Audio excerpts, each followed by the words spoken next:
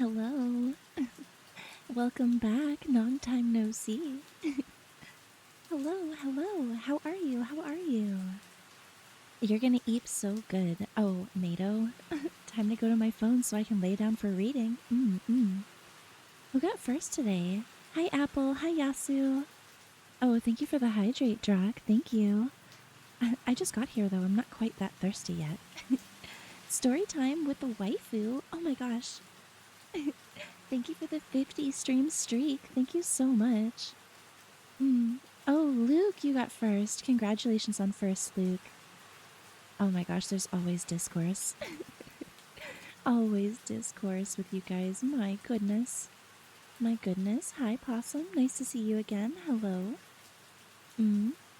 Hi, Vex. You again. Yes, I am back. We are back with some ASMR reading today. I'm very excited to get back into Howl's Moving Castle. It's one of my favorite books. Yes, I congratulate Luke's internet provider. You think that's it? You think so? Oh, hi, Levi. Thank you for claiming your fruit. I'm here, Cass. Oh, I can't aim. I've missed you so much. Welcome back. Hi, hi, hi. Hello, hello. I'm gonna try to be better about fruits. Fair, fair. It's okay. Maybe I'm just the best. Yeah, maybe you're just the best. Maybe that's just true. Okay, I did my hydrate for you. Honestly, yeah. It's kind of funny. It is. It's kind of funny. My music is very loud to drown out the sound of the booms. Oh, is it thundering where we are too? My goodness. I guess no one gets fireworks this year. Oh, from the fireworks. Oh. I've been hearing nothing but people say that it's raining a whole lot. So there's so many. Really? Are people like out in the parking lot setting them up? Hmm. It's crazy with big booming fireworks here too. Really. Is the music on? I only hear rain. Nope, no music. ASMR stream is just rain, and then we will be getting into the book shortly. I put my headphones on to dissociate, yes. And see, and that's why I decided to go live tonight, because I knew there would be people who were not necessarily into the fireworks like, you know, like myself, like Levi. I put Yeah, the people here are going crazy despite the rain. Despite the rain. So it is raining where you are. And they're still going nutso, huh? Damn.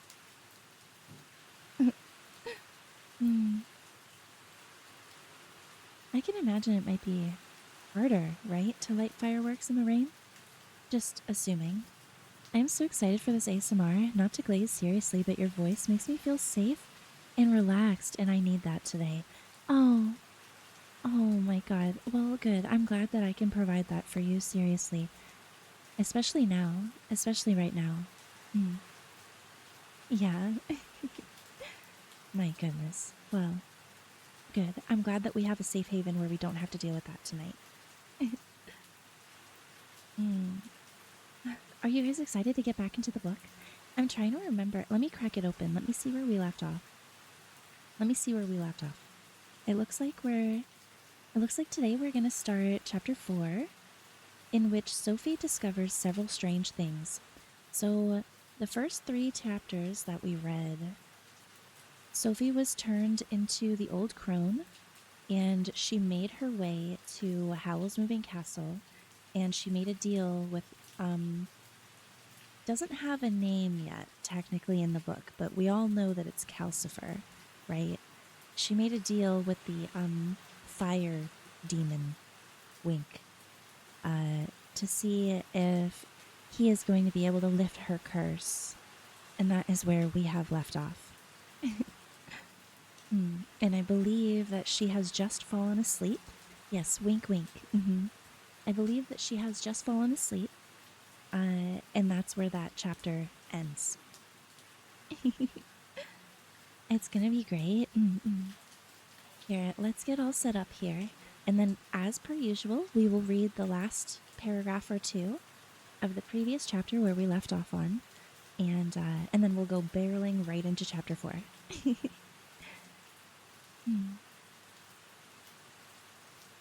Books. All right, and then there we go. I'm so ready. Good, I'm ready to. I'm ready to. Yay, so excited. I'm glad you guys are excited as I am. I am so excited. Wow, what a good pick for a story. Yeah. Howl's Moving Castle is one of my favorite ones, so very, very glad that I get to share this one with you guys. Beautiful ghosty story time. Oh. Okay, guys, let's see. Let's see what the last couple of chapters are. Or, I mean, the last couple of paragraphs are in the last chapter. I'm pretty exhausted tonight, so I'm ready to get cozy and eat. Oh. Yes, everyone, make sure you have your blankets. I am also cozy with my blanket right now. It's always a little chilly in my office. So I've got my blanket ready. I have my water. Everyone make sure you have everything you need.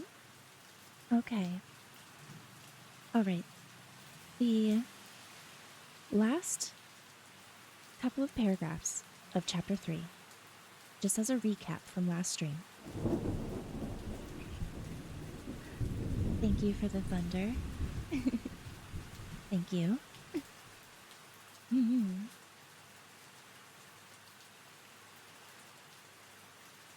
Let's see. She settled herself comfortably in the chair while the demon thought. It thought aloud in a little crackling, flickering murmur, which reminded Sophie rather of the way she had talked to her stick when she walked here, and it blazed while it thought, with such a glad and powerful roaring that she dozed again. She thought the demon did make a few suggestions. She remembered shaking her head to the notion that she should pretend to be Howl's long-lost great-aunt, and to one or two other ones even more far-fetched. But she did not remember very clearly.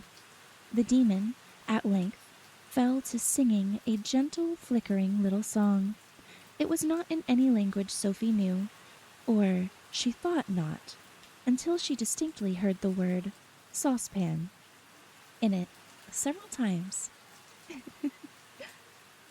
And it was very sleepy sounding. Sophie fell into a deep sleep with a slight suspicion that she was being bewitched now, as well as beguiled, but it did not bother her particularly. She would be free of the spell soon. And that's where we left off on chapter 3. Oh, thank you for the buns. Thank you, and thank you for the magic. Hello, Drog. Welcome back. Hi, Shani. Nice to see you.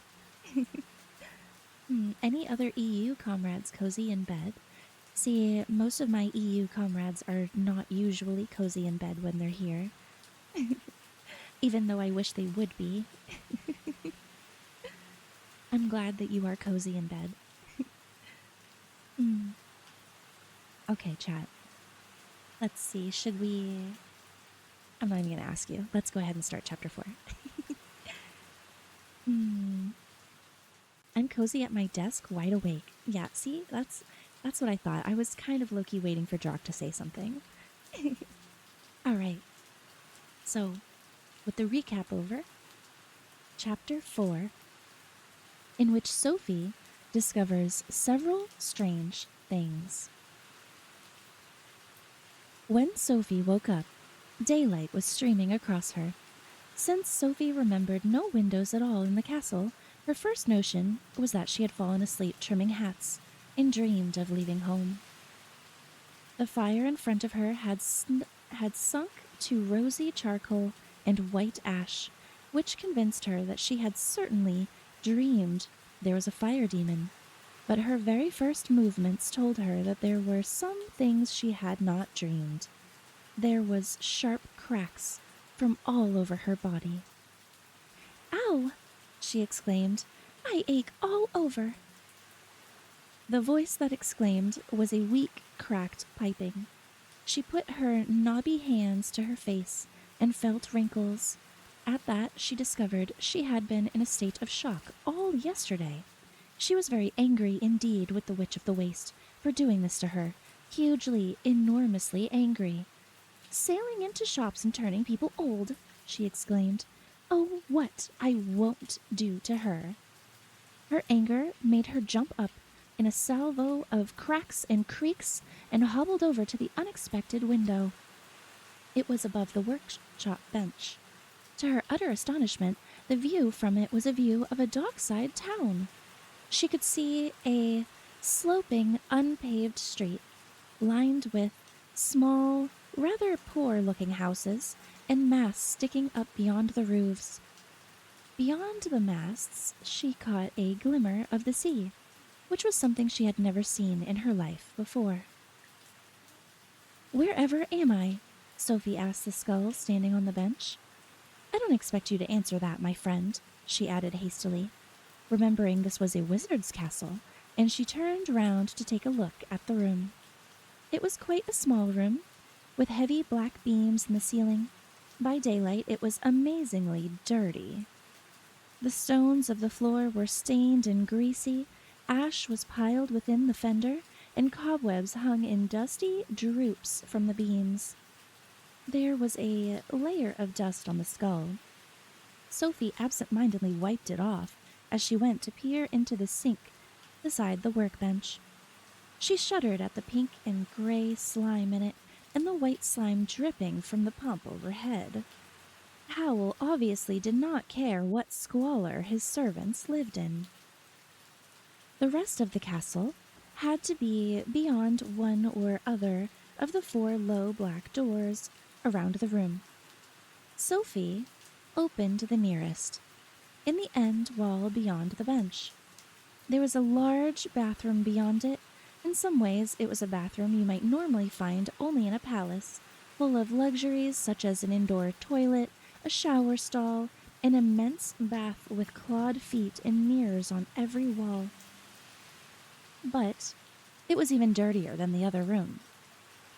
Sophie winced from the toilet, flinched at the color of the bath, and recoiled from green weed growing in the shower, and quite easily avoided looking at her shriveled shape in the mirrors because the glass was plastered with blobs and runnels of nameless substances. Ugh. The nameless substances themselves were crowded onto a very large shelf over the bath. They were in jars, boxes, tubes, and hundreds of tattered brown packets and paper bags.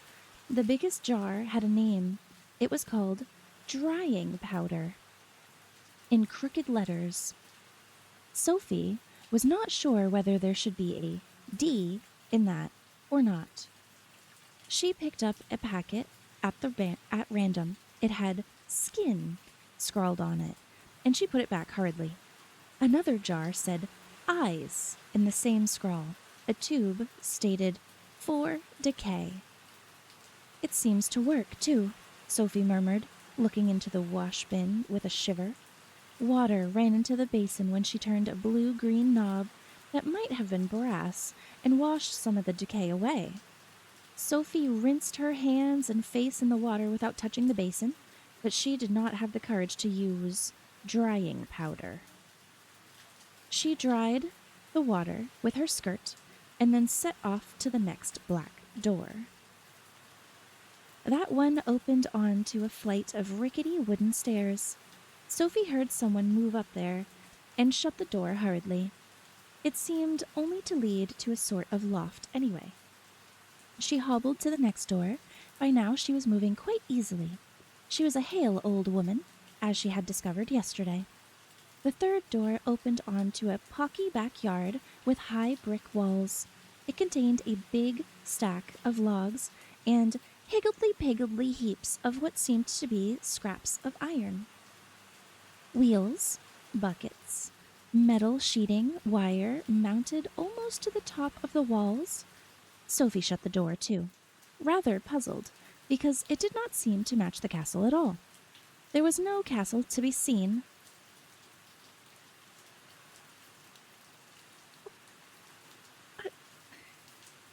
Sorry to interrupt the reading, but oh my god, thank you for the gifted.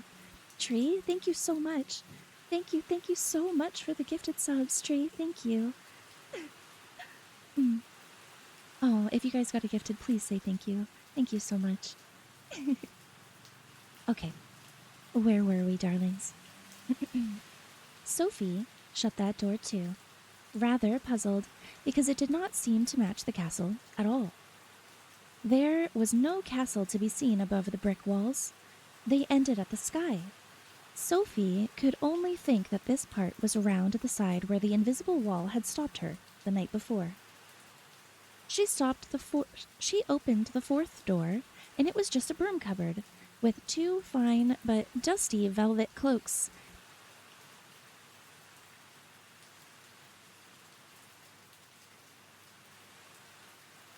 Okay, pause. Let me pause for a second. Thank you guys so fucking much. Thank you so much.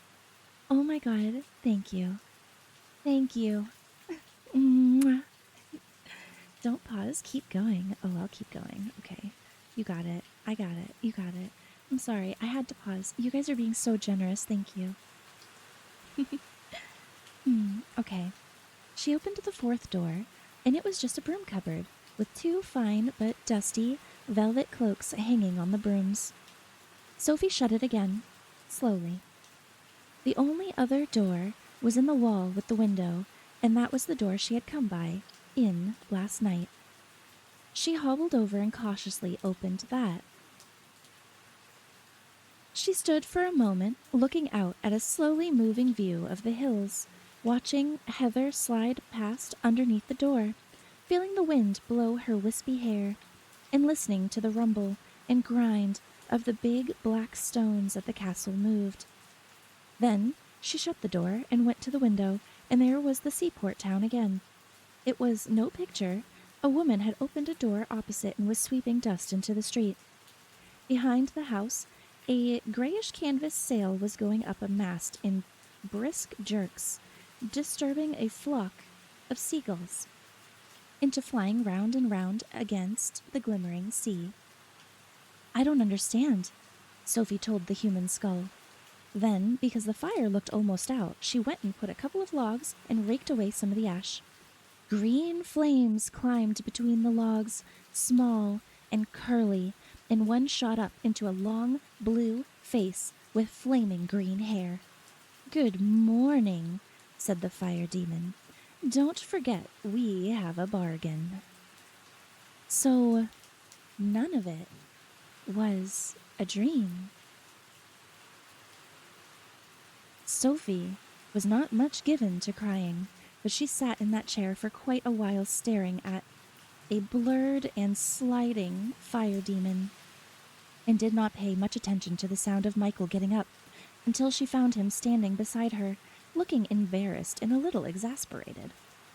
"You're still here," he said. "Is something the matter?" Sophie sniffed. "I'm old," she began. But it was just as the witch had said, and the fire demon had guessed. Michael said cheerfully, "Well, it comes to us all in time. Would you like some breakfast?" Sophie discovered she was a very hale old woman indeed. After only bread and cheese at lunchtime yesterday, she was ravenous. "Yes," she said, and when Michael went to the closet in the wall, she sprang up and peered over his shoulder to see what was there to eat. "I'm afraid there's only bread and cheese," Michael said rather stiffly. "But there's a whole basket of eggs in there," Sophie said. "And isn't that bacon? What about a hot drink as well? Where's your kettle?" "There isn't one," Michael said. "Howl's the only one who can cook." "I can cook," said Sophie. "Unhook that frying pan and I'll show you." She reached for the large black pan hanging on the closet wall, in spite of Michael trying to prevent her. You don't understand," Michael said. It's Calcifer, the fire demon. He won't bend down his head to be cooked on for anyone but Howl." Sophie turned and looked at the fire demon. He flickered back at her wickedly. "I refuse to be exploited," he said. "You mean Sophie said to Michael. That you have to do without even a hot drink unless Howl's here? Michael gave an embarrassed nod. Then you're the one that's being exploited, said Sophie. Give that here. She wrenched the pan from Michael's resisting fingers, plonked the bacon into it, popped a handy wooden spoon into the egg basket, and marched with the lot to the fireplace. Now, Calcifer, she said, let's have no more nonsense. Bend down your head. You can't make me, cracked the fire demon. Oh, yes, I can. Sophie cracked back, with the ferocity that had often stopped both her sisters in mid-fight. If you don't, I shall pour water on you, or I shall pick up the tongs and take away both of your logs. Or, she added, as she got herself creaking on to her knees by the hearth. There, she whispered, or I can go back on our bargain, or tell Howl about it, can't I? Oh, curses, Calcifer spat. Why did you let her in here, Michael? Sulkily, he bent his blue face forwards until all that could be seen of him was a ring of curly green flames dancing on the logs. Thank you, Sophie said, and slapped the heavy pan onto the green ring to make sure Calcifer did not suddenly rise up again. I hope your bacon burns, Calcifer said, muffled under the pan. Sophie slapped slices of bacon into the pan. It was good and hot. The bacon sizzled. Don't be silly, she told Calcifer, and hold still because I don't want to break it in the eggs. Oh, hello, Howl, Michael said helplessly. Sophie turned around at that rather hurriedly. She stared. The tall, young fellow in a flamboyant blue and silver suit, who had just come in, stopped in the act of leaning a guitar in the corner. He brushed the fair hair from his rather curious glass-green eyes and stared back. His long, angular face was perplexed. Who on earth are you? Said Howl. Where have I seen you before? I am a total stranger, Sophie lied firmly. After all, Howl had only met her long enough to call her a mouse before, so it was almost true. She ought to have been thanking her stars for the lucky escape she'd had then, she supposed, but in fact her main thought was, good gracious, Wizard Howl is only a child in his 20s, for all his wickedness. It made such a difference to be old, she thought, as she turned the bacon over in the pan. And she would have died rather than let this overdressed boy know she was the girl he had pitied on May Day. Hearts and souls did not enter into it. Howl was not going to know. She says her name is Sophie, Michael said. She came last night. How did she make Calcifer bend down? Said Howl. She bullied me, Calcifer said in a piteous, muffled voice from under the sizzling pan. Not many people can do that, Howl said thoughtfully. He propped his guitar in the corner and came over to the hearth. The smell of hyacinths mixed with the smell of bacon as he shoved Sophie firmly aside. Calcifer doesn't like anyone but me to cook on him, he said, kneeling down and wrapping one trailing sleeve around his hand to hold the pan. Pass me 2 more slices of bacon and 6 eggs, please, and tell me why you've come here. Sophie stared at the blue jewel hanging from Howl's ear and passed him egg after egg. Why I came, young man, she said. It was obvious after what she had seen of the castle. I came because I'm your new cleaning lady, of course. Are you indeed?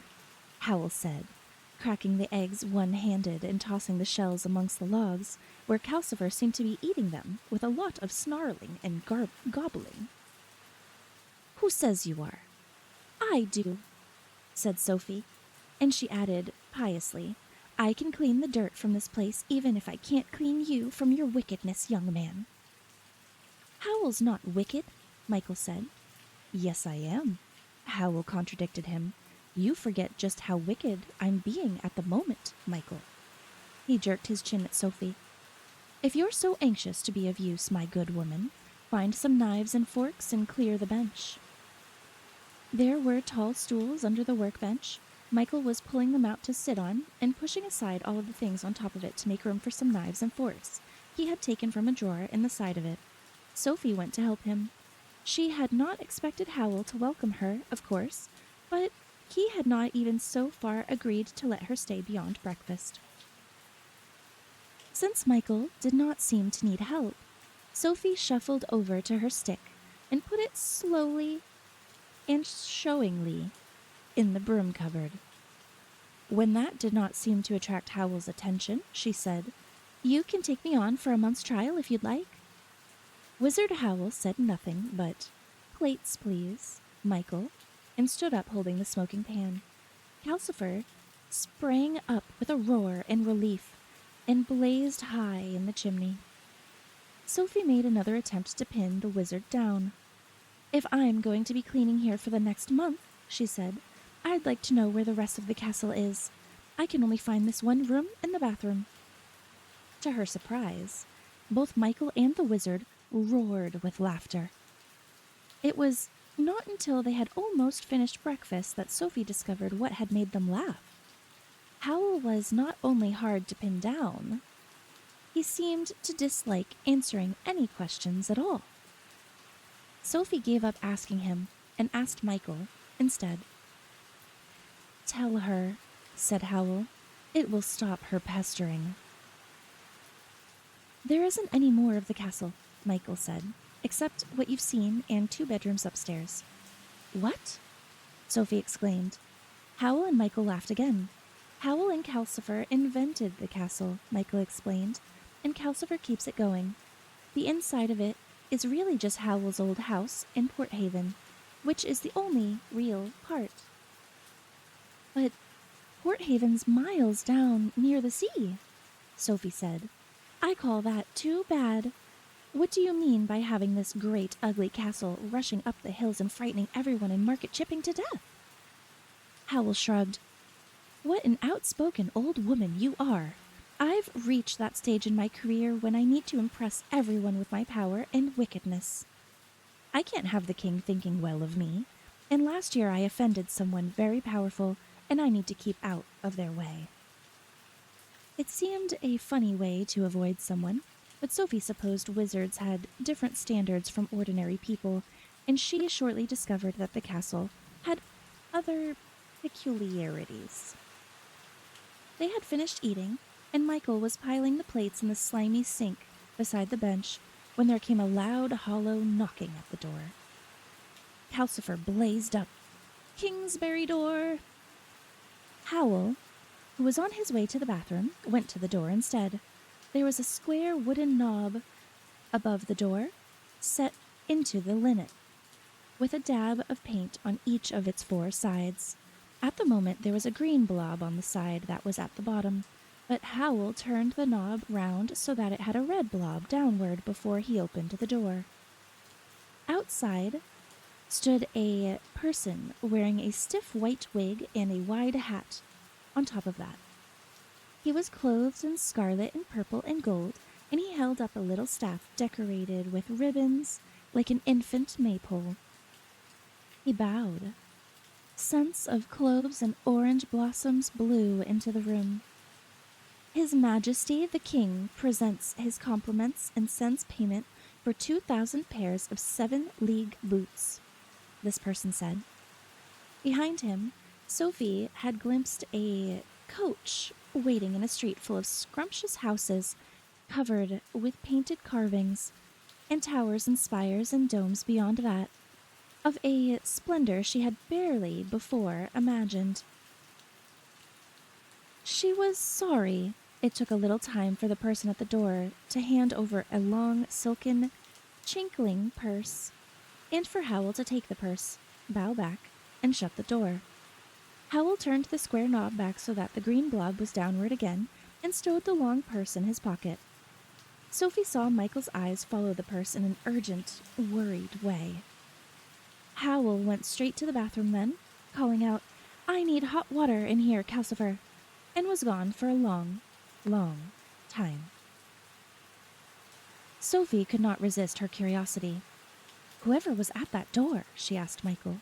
"Or, do I mean, wherever?" "That door gives on Kingsbury," Michael said, "where the king lives. I think that man was the chancellor's clerk, and," he added worriedly to Calcifer, "I do wish he hadn't given Howl all that money." "Is Howl going to let me stay here?" Sophie asked. "If he is, you'll never pin him down," Michael answered. "He hates being pinned down to anything." And that's the end of chapter 4.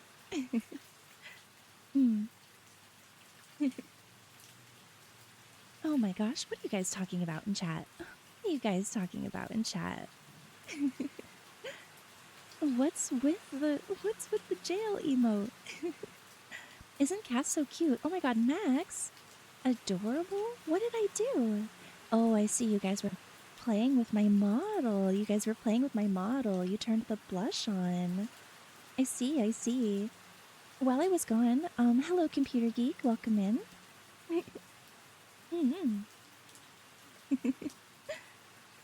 Thanks for the level 4 hype train. We got to level 4 while I was reading? Oh my gosh. We are calling you cute, Cass. Oh, thank you for the 25 stream streak, Max. Thank you. But we can pin Cass down. Ayo, ayo. Thank you guys so much for the for the love and the support. Thank you for reaching my sub goal. Thank you so much. Oh, thank you for the stretch, Terry. I will do that for you right now.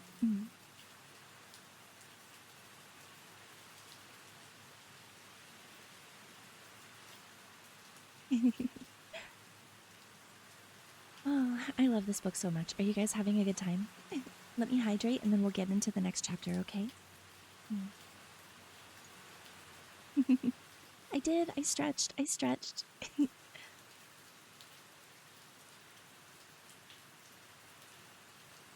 Oh, thank you for the hydrate. Mwah. Mwah. I'm loving it a lot. It's really good.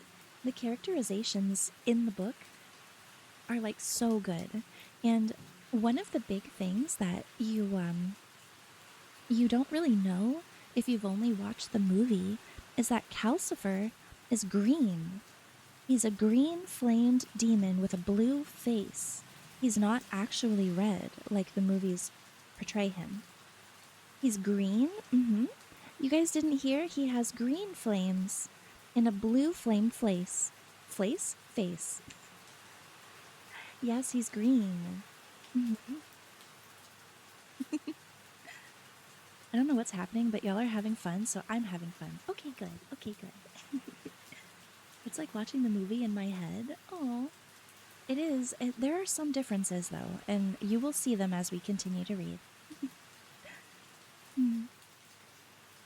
I'm colorblind. Help? No, you're not, silly. Actually, are you? I don't think you are. Oh, hi, Crimson. Thank you for claiming your fruit. And I can't aim if you're still here. Thank you so much for the gifted. Thank you. And Tree, thank you so much for the gifted again. Much appreciated. Okay, guys. Shall we get into chapter 5? Let's get into chapter 5. Chapter 5, which is far too full of washing.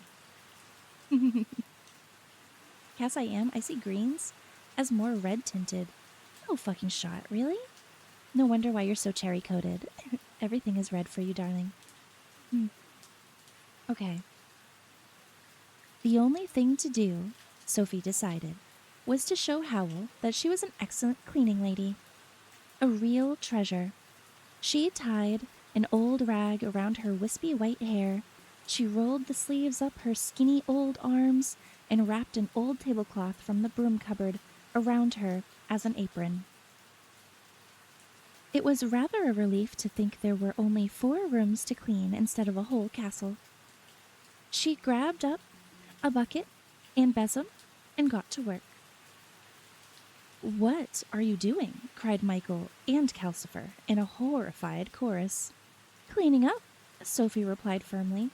"This place is a disgrace." Calcifer said, "It doesn't need it," and Michael muttered, "Howl will kick you out." But Sophie ignored them both. Dust flew in clouds. In the midst of it there came another set of thumps at the door. Calcifer blazed up, calling, "Port Haven door!" and gave a great sizzling sneeze, which shot purple sparks through the dust clouds. Michael left the workbench and went to the door. Sophie peered through the dust she was raising and saw that this time Michael turned the square knob over the door so that the side with a blue blob of paint was downwards. Then he opened the door on the street you saw out the window. A small girl stood there. "Please, Mr. Fisher," she said. "I've come for that spell for me, Mum." "Safety spell for your dad's boat, wasn't it?" Michael said. "Won't be a moment." He went back to the bench and measured powder from a jar from the shelves into a square of paper.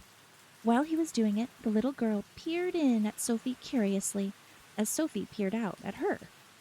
Michael twisted the paper round the powder and came back, saying, "Tell her to sprinkle it right along the boat. It'll last out and back, even if there's a storm." The girl took the paper and passed over a coin. "Has the sorcerer got a witch working for him too?" she asked. "No," said Michael. "Meaning me," Sophie called. "Oh, yes, my child. I am the best and cleanest witch in Ingray." Michael shut the door, looking exasperated. "That will be all around Port Haven now. Howl may not like that." He turned the knob green down again. Sophie cackled to herself a little, quite unrepentant. Probably she had let the besom she was using put ideas into her head. But it might persuade Howl to let her stay if everyone thought she was working for him. It was odd. As a girl, Sophie would have shriveled with embarrassment at the way she was behaving. As an old woman, she did not mind what she did or said. She found that a great relief. She went nosily over as Michael lifted up a stone in the hearth and hid the little girl's coin under it. "What are you doing?" "Calcifer and I tried to keep a store of money," Michael said rather guiltily. "Howl spends every penny we've got if we don't." "Feckless spendthrift," Calcifer crackled. "He'll spend the king's money faster than I burn a log. No sense." Sophie sprinkled water from the sink to lay the dust, which made Calcifer shrink back against the chimney. Then she swept the floor all over again. She swept her way towards the door in order to have a look at the square knob above it. The fourth side, which she had not seen used yet, had a blob of black paint on it. Wondering where that led to, Sophie began briskly sweeping the cobwebs off of the beams. Michael moaned and Calcifer sneezed again. Howl came out of the bathroom just then in a waft of steamy perfume. He looked marvelously spruce. Even the silver inlets and embroidery on his suit seemed to have become brighter. He took one look and backed into the bathroom again, with a blue and silver sleeve protecting his head. "Stop it, woman," he said. "Leave those poor spiders alone." "Those cobwebs are a disgrace," Sophie declared, fetching them down in bundles. "Then get them down and leave the spiders," said Howl. Probably he had a wicked affinity with spiders, Sophie thought. "They'll only make more webs," she said. "And kill flies, which is very useful," said Howl. "Keep that broom still while I cross my own room, please." Sophie leaned on the broom and watched Howl cross the room and pick up his guitar. As he put his hand on the door latch, she said, "If the red blob leads to Kingsbury and the blue blob goes to Port Haven, where does the black blob take you?" "What a nosy old woman you are," said Howl. "That leads to my private bolt hole, and you are not being told where it is. He opened the door onto the wide moving moorland and the hills. When will you be back, Howl? Michael asked a little despairingly. Howl pretended not to hear. He said to Sophie, "You're not to kill a single spider while I'm away." And the door slammed behind him. Michael looked meaningly at Calcifer and sighed. Calcifer crackled with malicious laughter. Since nobody explained where Howl had gone, Sophie concluded he was off to hunt young girls again and got down to work with more righteous vigor than ever. She did not dare harm any spiders after what Howl had said, so she banged at the beams with the broom, screaming, "Out! Out, spiders! Out of my way!" Spiders scrambled for their lives every which way, and webs fell in swaths. Then, of course, she had to sweep the floor yet again, and after that she got down on her knees and scrubbed it. "I wish you would stop," Michael said, sitting at the stairs out of her way. Calcifer cowered at the back of the grate, muttering, "I wish I'd never made that bargain with you now." Sophie scrubbed on vigorously. "You'll be much happier when it's all nice and clean," she said. "But I'm miserable now," Michael said. Howl did not come back again until late that night. By that time, Sophie had swept and scrubbed herself into a state where she could hardly move. She was sitting, hunched up in the chair, aching all over. Michael took hold of Howl by a trailing sleeve and towed him over to the bathroom, where Sophie could hear him pouring out complaints in a passionate mutter, phrases like, "terrible old biddy," and "won't listen to a word," were quite easy to hear, even though Calcifer was roaring, "Howl, stop her! She's killing us both!" But all Howl said was, when Michael let go of him, "Did you kill any spiders?" "Of course not," Sophie snapped. Her aches made her irritable. "They look at me and run for their lives. What are they? All the girls whose hearts you ate?" Howl laughed. "No, just simple spiders," he said, and went dreamily away upstairs. Michael sighed. He went into the broom cupboard and hunted until he found an old folding bed, a straw mattress, and some rugs, which he put into the arched space under the stairs. "You'd better sleep here tonight," he told Sophie. "Does that mean Howl's going to let me stay?" Sophie asked. "I don't know," Michael said irritably. "Howl never commits himself to anything. I was here 6 months before he seemed to notice I was living here and made me his apprentice. I just thought a bed would be better than the chair." "Then, thank you very much," Sophie said gratefully.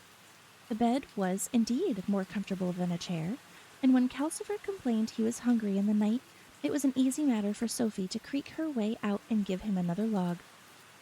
In the days that followed, Sophie cleaned her way remorselessly through the castle.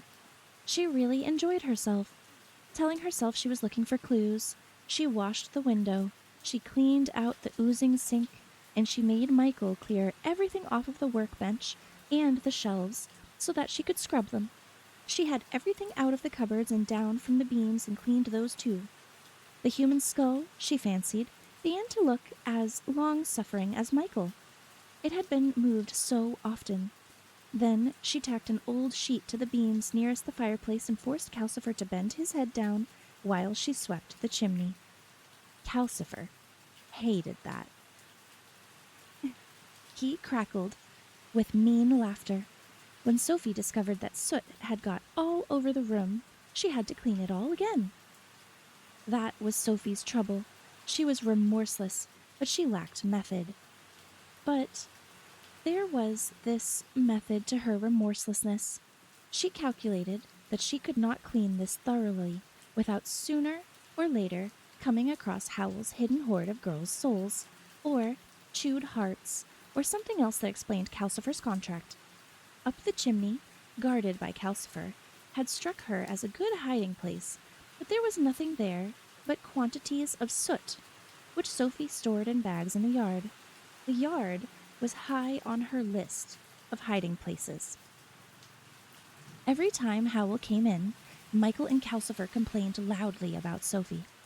But Howl did not seem to attend, nor did he seem to notice the cleanliness, and nor did he notice that the food closet became very well stocked with cakes and jams and the occasional lettuce.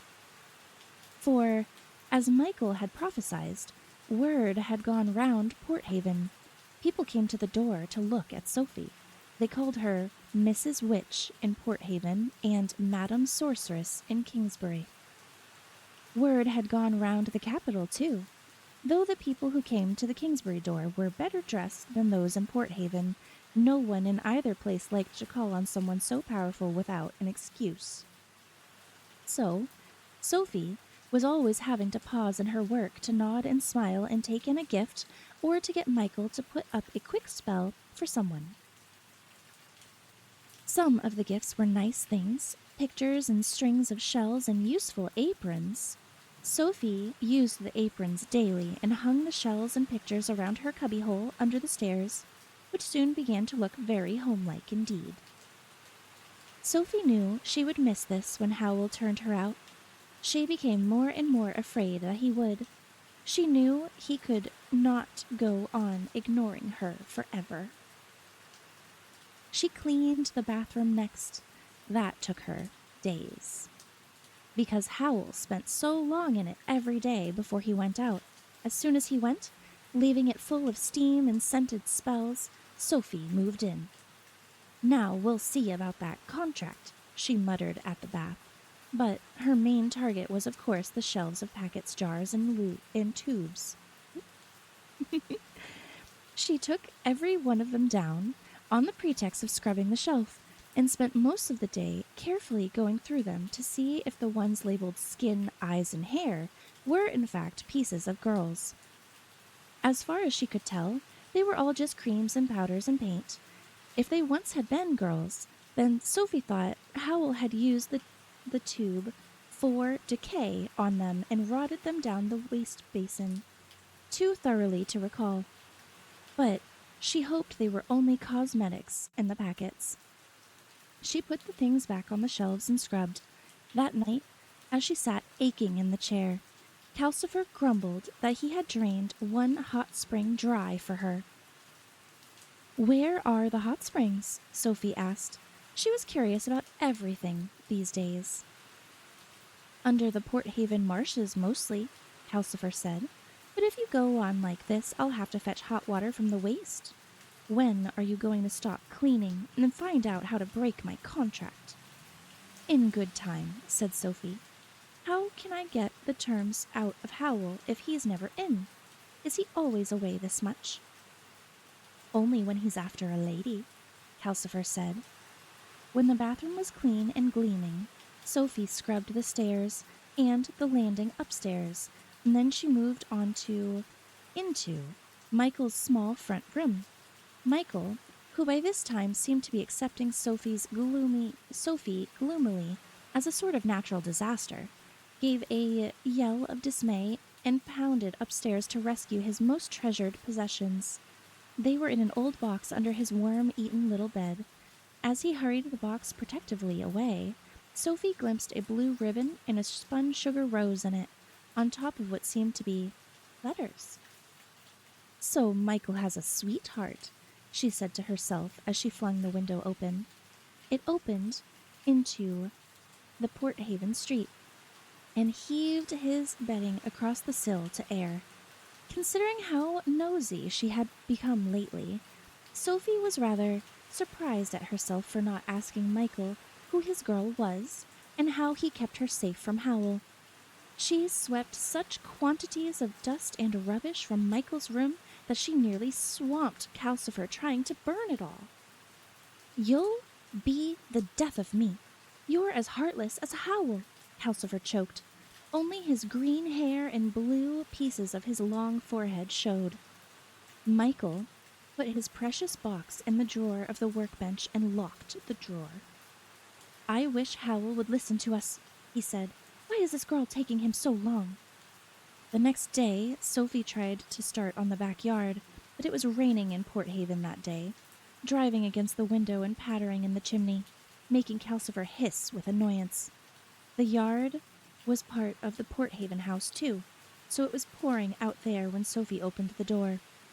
She put her apron over her head and rummaged a little, and before she got too wet, she found a bucket of whitewash and a large paintbrush. She took these indoors and set to work. Oh my gosh, thank you so much for the raid. Thank you. Thank you so much for the raid. Welcome in, Cryptic Wolfie. Thank you so much. Welcome in. If you guys don't know me, my name's Casket. I'm a friendly ghost VTuber. Wonderful to have you here. Feel free to relax with me today. I see you guys were playing Mortuary Assistant. First of all, W game. I love that game. If you guys need to raid and run at all or do some after stream care, please feel free to do so. But if you want to get cozy with us, feel free. We're just reading some of Howl's Moving Castle tonight. Welcome in. Thank you so much. Oh, thank you for the shout out, Luke. Thank you. And Tree, thank you so much for the gifted. Thank you so much. My goodness. Okay, chat. Let's get back to it, shall we?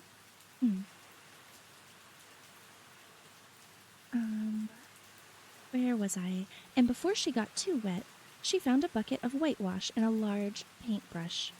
She took these indoors and set to work on the walls. She found an old stepladder in the broom cupboard, and she whitewashed the ceiling between the beams, too.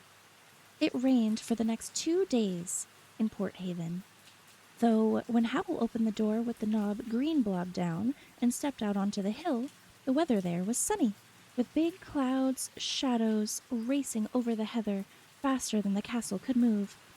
Sophie whitewashed her cubbyhole and stairs, the landing, and Michael's room. What's happened in here? Howl asked when he came in on the 3rd day. It seems much lighter. Sophie, Michael said in a voice of doom. I should have guessed, Howl said as he disappeared into the bathroom. He noticed, Michael whispered to Calcifer. The girl must be giving in at last. It was still drizzling in Port Haven the next day. Sophie tied on her headcloth, rolled up her sleeves, and girded on her apron. She collected her besom, her bucket, and her soap, and as soon as Howl was out of the door, she set off like an elderly, avenging angel to clean Howl's bedroom. She had left that until last, for fear of what she would find. She had not even dared peep into it, and that was silly, she thought as she hobbled up the stairs. By now it was clear that Calcifer did all the strong magic in the castle, and Michael did all the hack work, while Howl gadded off catching girls and exploiting the other two just as Fanny had exploited her. Sophie had never found Howl particularly frightening. Now she felt nothing but contempt. She arrived on the landing and found Howl standing in the doorway of his bedroom. He was leaning lazily on one hand, completely blocking her way. No, you don't, he said quite pleasantly. I want it dirty, thank you. Sophie gaped at him. Where did you come from? I saw you go out. I meant you to, said Howl. You'd done your worst with Calcifer and poor Michael. It stood to reason you'd descend on me today. And whatever Calcifer told you, I am a wizard, you know. Didn't you think I could do magic? This undermined all Sophie's assumptions. She would have died rather than admit it. Everyone knows you're a wizard, young man, she said severely, but that doesn't alter the fact that your castle is the dirtiest place I have ever been in. She looked into the room past Howl's dangling blue and silver sleeve. The carpet on the floor was littered like a bird's nest. She glimpsed peeling walls and a shelf full of books, some of them very queer-looking.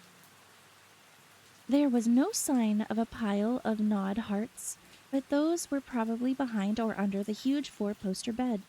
Its hangings were gray-white with dust, and they prevented her from seeing that the window looked what the window looked out onto. Howl swung his sleeve in front of her face. Don't be nosy. I'm not being nosy, Sophie protested. That room, yes, you are nosy, said Howl. You're a dreadfully nosy, horribly bossy, appallingly clean old woman. Control yourself. You're victimizing us all. But it's a pigsty, said Sophie.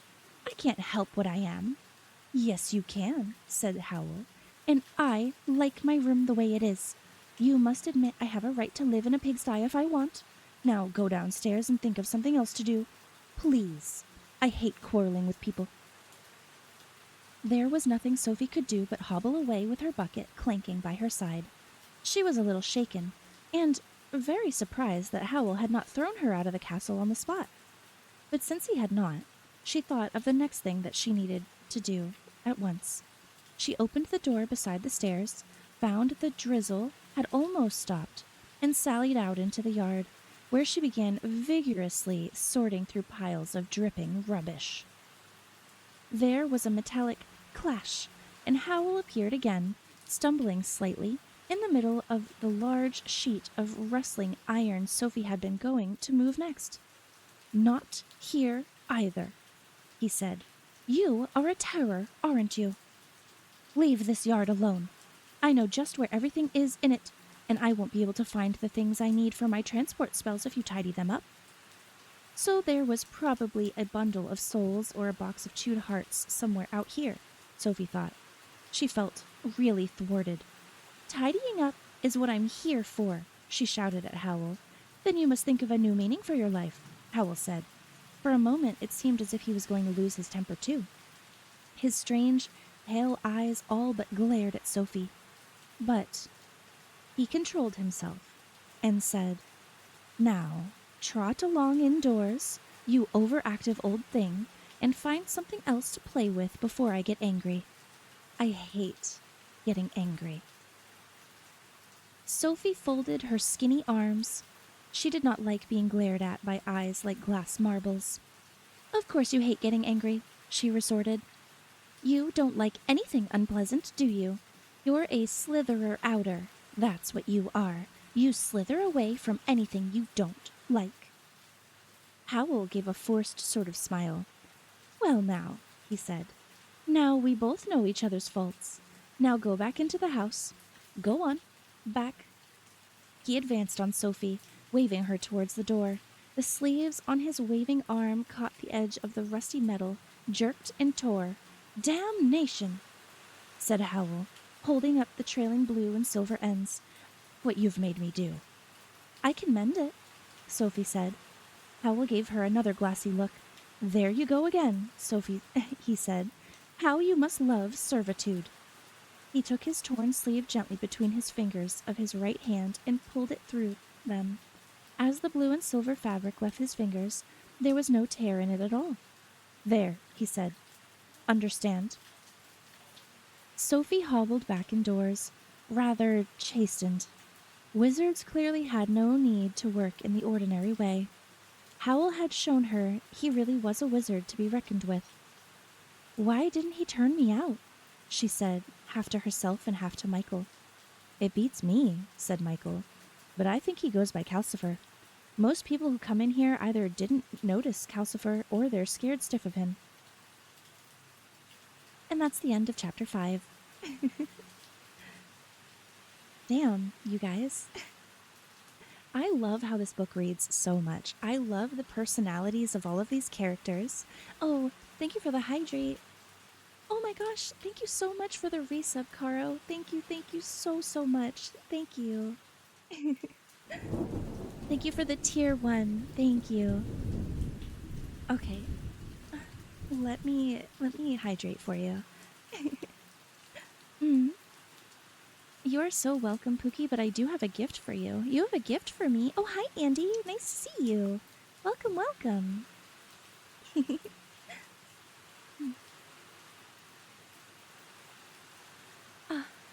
Yes. Water is so good, you guys. If you guys haven't hydrated yet, please hydrate with me, okay? Seems I've made it on my lunch. Oh, hi, lovely lively. Nice to see you. You've got the cutest laugh. Aw, thank you. Just before you start reading again. Okay. I'm waiting. Before I start reading again. Ow, Alex. Hello. Welcome in. We have just finished chapter 5. We're going to be moving on to chapter 6 very shortly. I don't think you missed much. Nice. Yes, yes. I love this book, you guys. I love this book. Alex Pookie. No shot, Caro. Caro. No shot, Caro. Thank you for the tier 3. Thank you so much. Oh my god. Thank you, thank you, thank you, thank you, thank you. That's 6 points. That's 6 points towards my plus goal. Thank you so much. Oh my god. Thank you. Thank you, thank you. Fuck. You guys, thank you. You don't understand. You don't understand how much that means to me. Seriously. Thank you. Thank you. Good job, Cassie. Oh, Colton. It's good to see you. Oh my god. Thank you, thank you, thank you. Hey, I did say I was gonna do it when I got home, remember? I mean, yeah, but... Thank you. I'm... oh my god. Worth tuning in while at work? I saw you you said you have an hour? I'll make that hour worth your while, I promise. Oh, thank you guys. Thank you for the tier 3. Thank you, thank you. You're so welcome. Please continue serenading me with your beautiful voice. Mwah. Thank you for your generosity, seriously. Thank you for making my dreams come true. Thank you so much. An hour is never enough time? Okay, I'm gonna hydrate one more time because that really did make me tear up. That really did make me tear up. Thank you. Okay. Take care, Cassie. You won't be here long since working. That's okay. Thank you for popping in with me. Thank you so much. I love you very much, Colton. I hope you have a good night. Okay, loves. Let's go ahead and start chapter 6, shall we?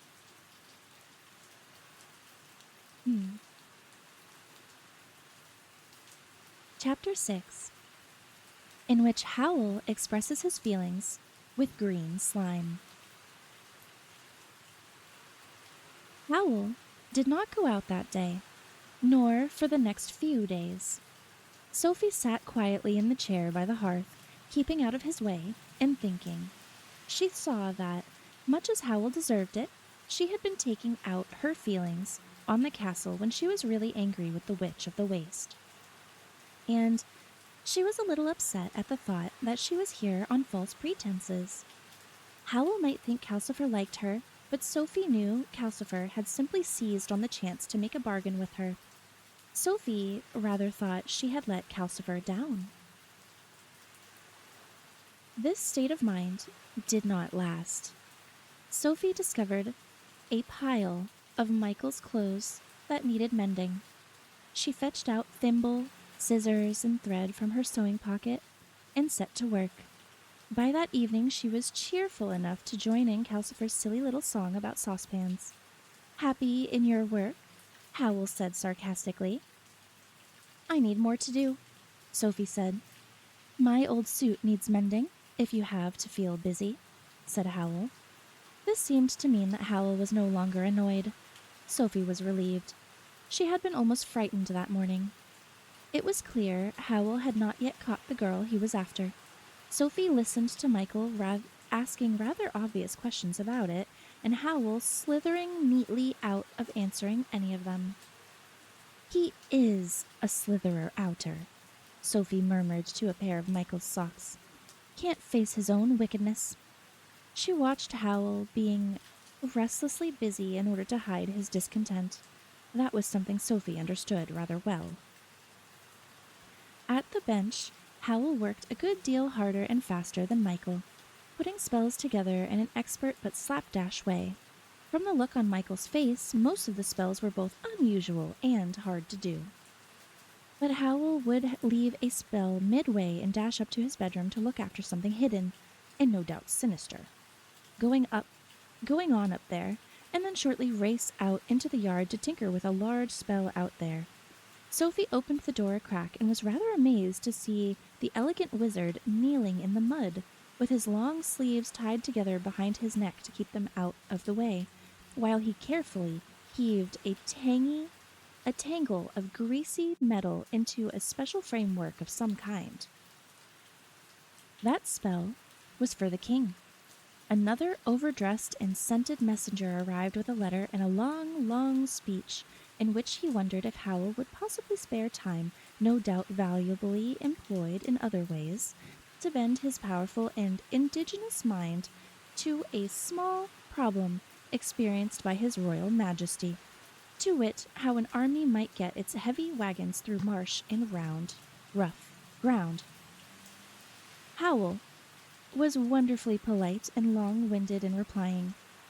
He said no, but the messenger spoke for a further half-hour, at the end of which he and Howl bowed to one another, and Howl agreed to do the spell.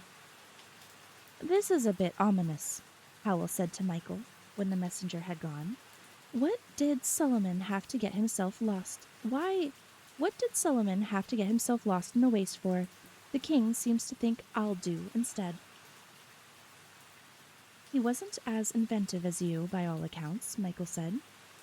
"I'm too patient and too polite," Howl said gloomily. "I should have overcharged him even more." Howl was equally patient and polite with customers from Port Haven, but, as Michael anxiously pointed out, the trouble was that Howl did not charge these people enough. This was after Howl had listened for an hour to the reason why a seaman's wife could not pay him a penny yet, and then promised a sea captain a wind spell for almost nothing. Howl eluded Michael's argument by giving him a magic lesson. Sophie sewed buttons on Michael's shirt and listened to Howl going through a spell with Michael. "I know I'm slapdash," he was saying, "but there's no need for you to copy me. Always read it right through, carefully, first. The shape of it should tell you a lot, whether it's self-fulfilling or self-discovering, or simple incantation, or mixed action and speech. When you've decided that, go through again and decide which bits mean what they say and which bits are put together as a puzzle. You're getting on to the more powerful kinds now. You'll find every spell of power has at least one deliberate mistake or mystery in it to prevent accidents. You have to spot those. Now, take this spell." Listening to Michael's halting replies to Howl's questions, and watching Howl scribble remarks on the paper with a strange, everlasting quill pen, Sophie realized that she could learn a lot too. It dawned on her that if Martha could discover the spell to swap herself and Letty about as Mrs. Fairfax, then she ought to be able to do the same here. With a bit of luck, there might be no need to rely on Calcifer. When Howl was satisfied that Michael had forgotten all about how much or little he charged people in Port Haven, he took him out into the yard to help with the king's spell. Sophie creaked to her feet and hobbled to the bench. The spell was clear enough, but Howl's scrawling remarks defeated her. "I've never seen such writing," she grumbled to the human skull. "Does he use a pen or a poker?"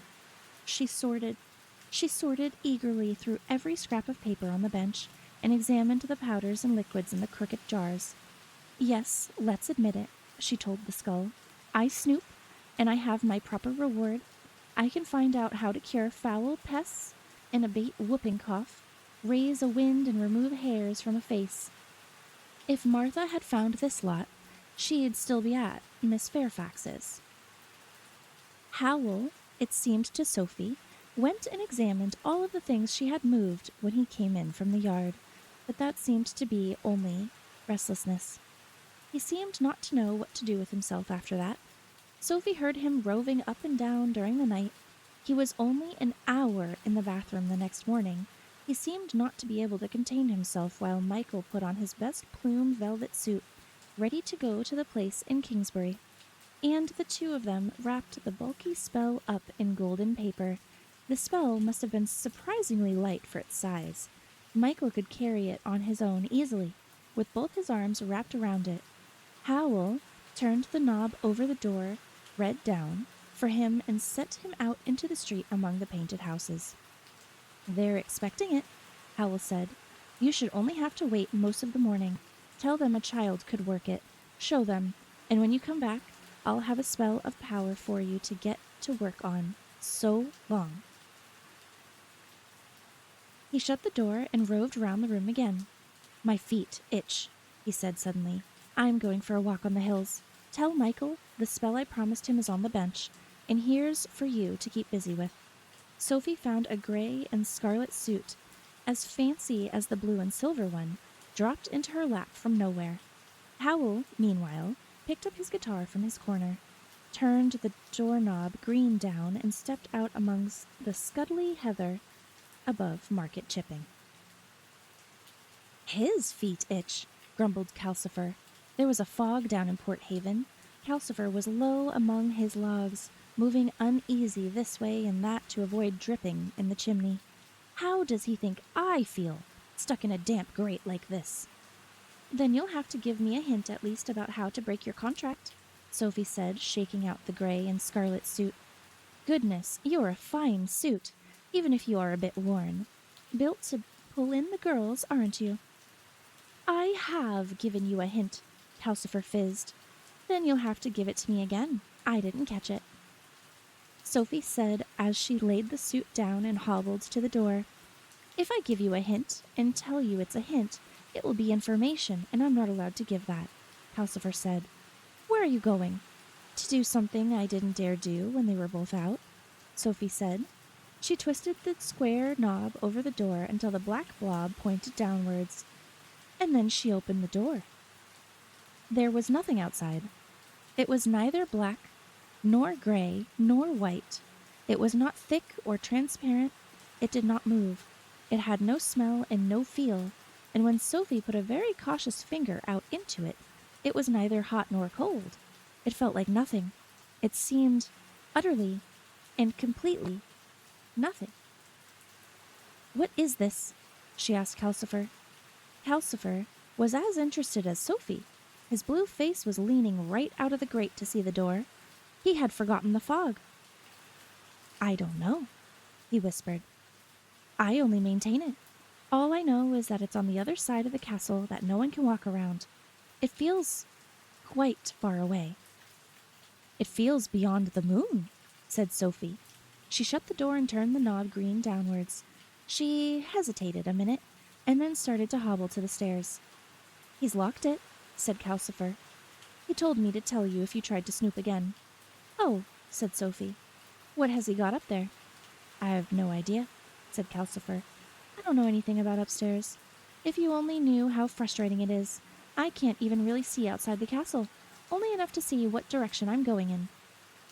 Sophie, feeling equally frustrated, sat down and began mending the gray and scarlet suit. Michael came in quite soon after that. The king saw me at once, he said. He looked around the room. His eyes went to the empty corner where the guitar usually stood. Oh, no, he said. Not the lady friend again. I thought she'd fallen in love with him, and it was all over days ago. What's keeping her? Calcifer fizzed wickedly. You got the signs wrong. Heartless Howl is finding this lady rather tough. He decided to leave her alone a few days to see if that would help. That's all. Bother, said Michael. That's bound to mean trouble, and here I was hoping Howl was almost sensible again. Sophie banged the suit down on her knees. Really, she said, how can you both talk like that about such utter wickedness? At least, I suppose I can't blame Calcifer since he's an evil demon, but you, Michael. I don't think I'm evil, Calcifer protested. But I'm not calm about it, if that's what you think, Michael said. If you knew the trouble we've had because Howl will keep falling in love like this. We've had lawsuits and suitors with swords and mothers with rolling pins and fathers and uncles with cudgels and aunts. Aunts are terrible. They go for you with hairpins, hat pins. But the worst is when the girl herself finds out where Howl lives and turns up at the door, crying and miserable. Howl goes through the back door and Calcifer and I have to deal with them. I hate the unhappy ones, Calcifer said. They drip on me. I'd rather have them angry. Now, let's get this straight, Sophie said, clenching her fists knobbily in red satin. What does Howl do to these poor females? I was told he ate their hearts and took their souls away. Michael laughed uncomfortably. Then you must come from Market Chipping. Howl sent me down there to blanket his name when we first set up the castle.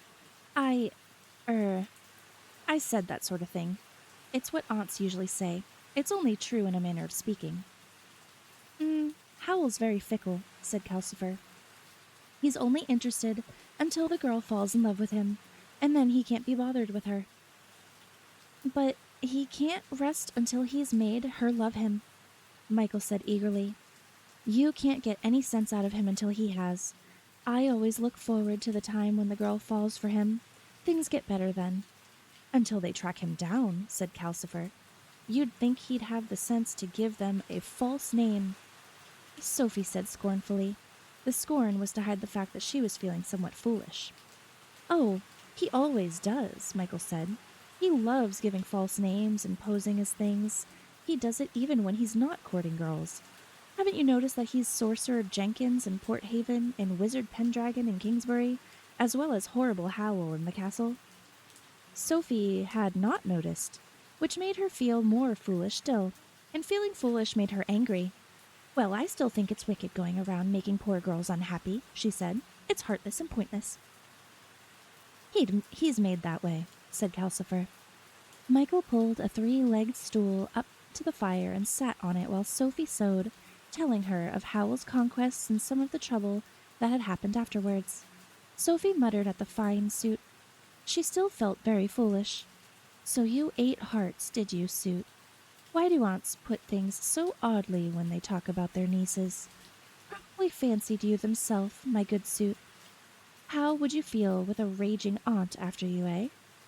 As Michael told her the story of a particular aunt he had in mind, it occurred to Sophie that it was probably just as well the rumors of Howl had come to market chipping in those words.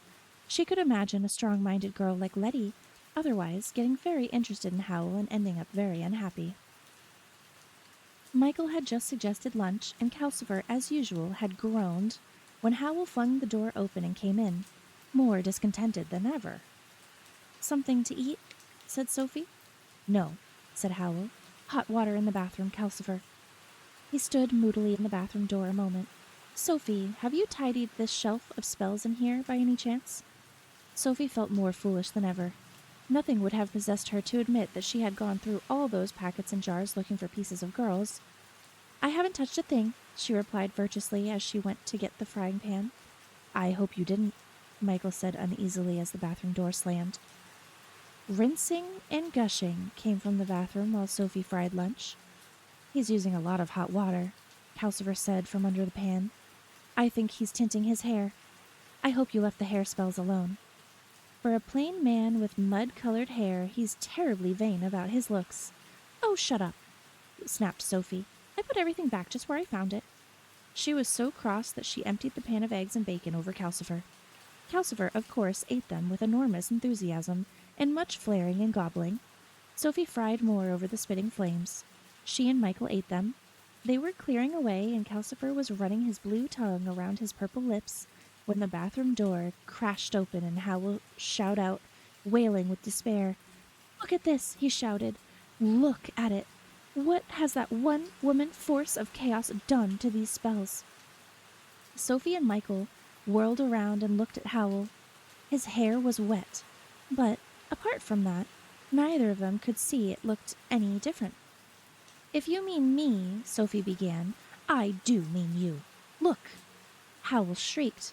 He sat down with a thump on the 3-legged stool and jabbed at his wet head from his fingers. Look! Survey! Inspect! My hair is ruined. I look like a pan of bacon and eggs. Michael and Sophie bent nervously over Howl's head.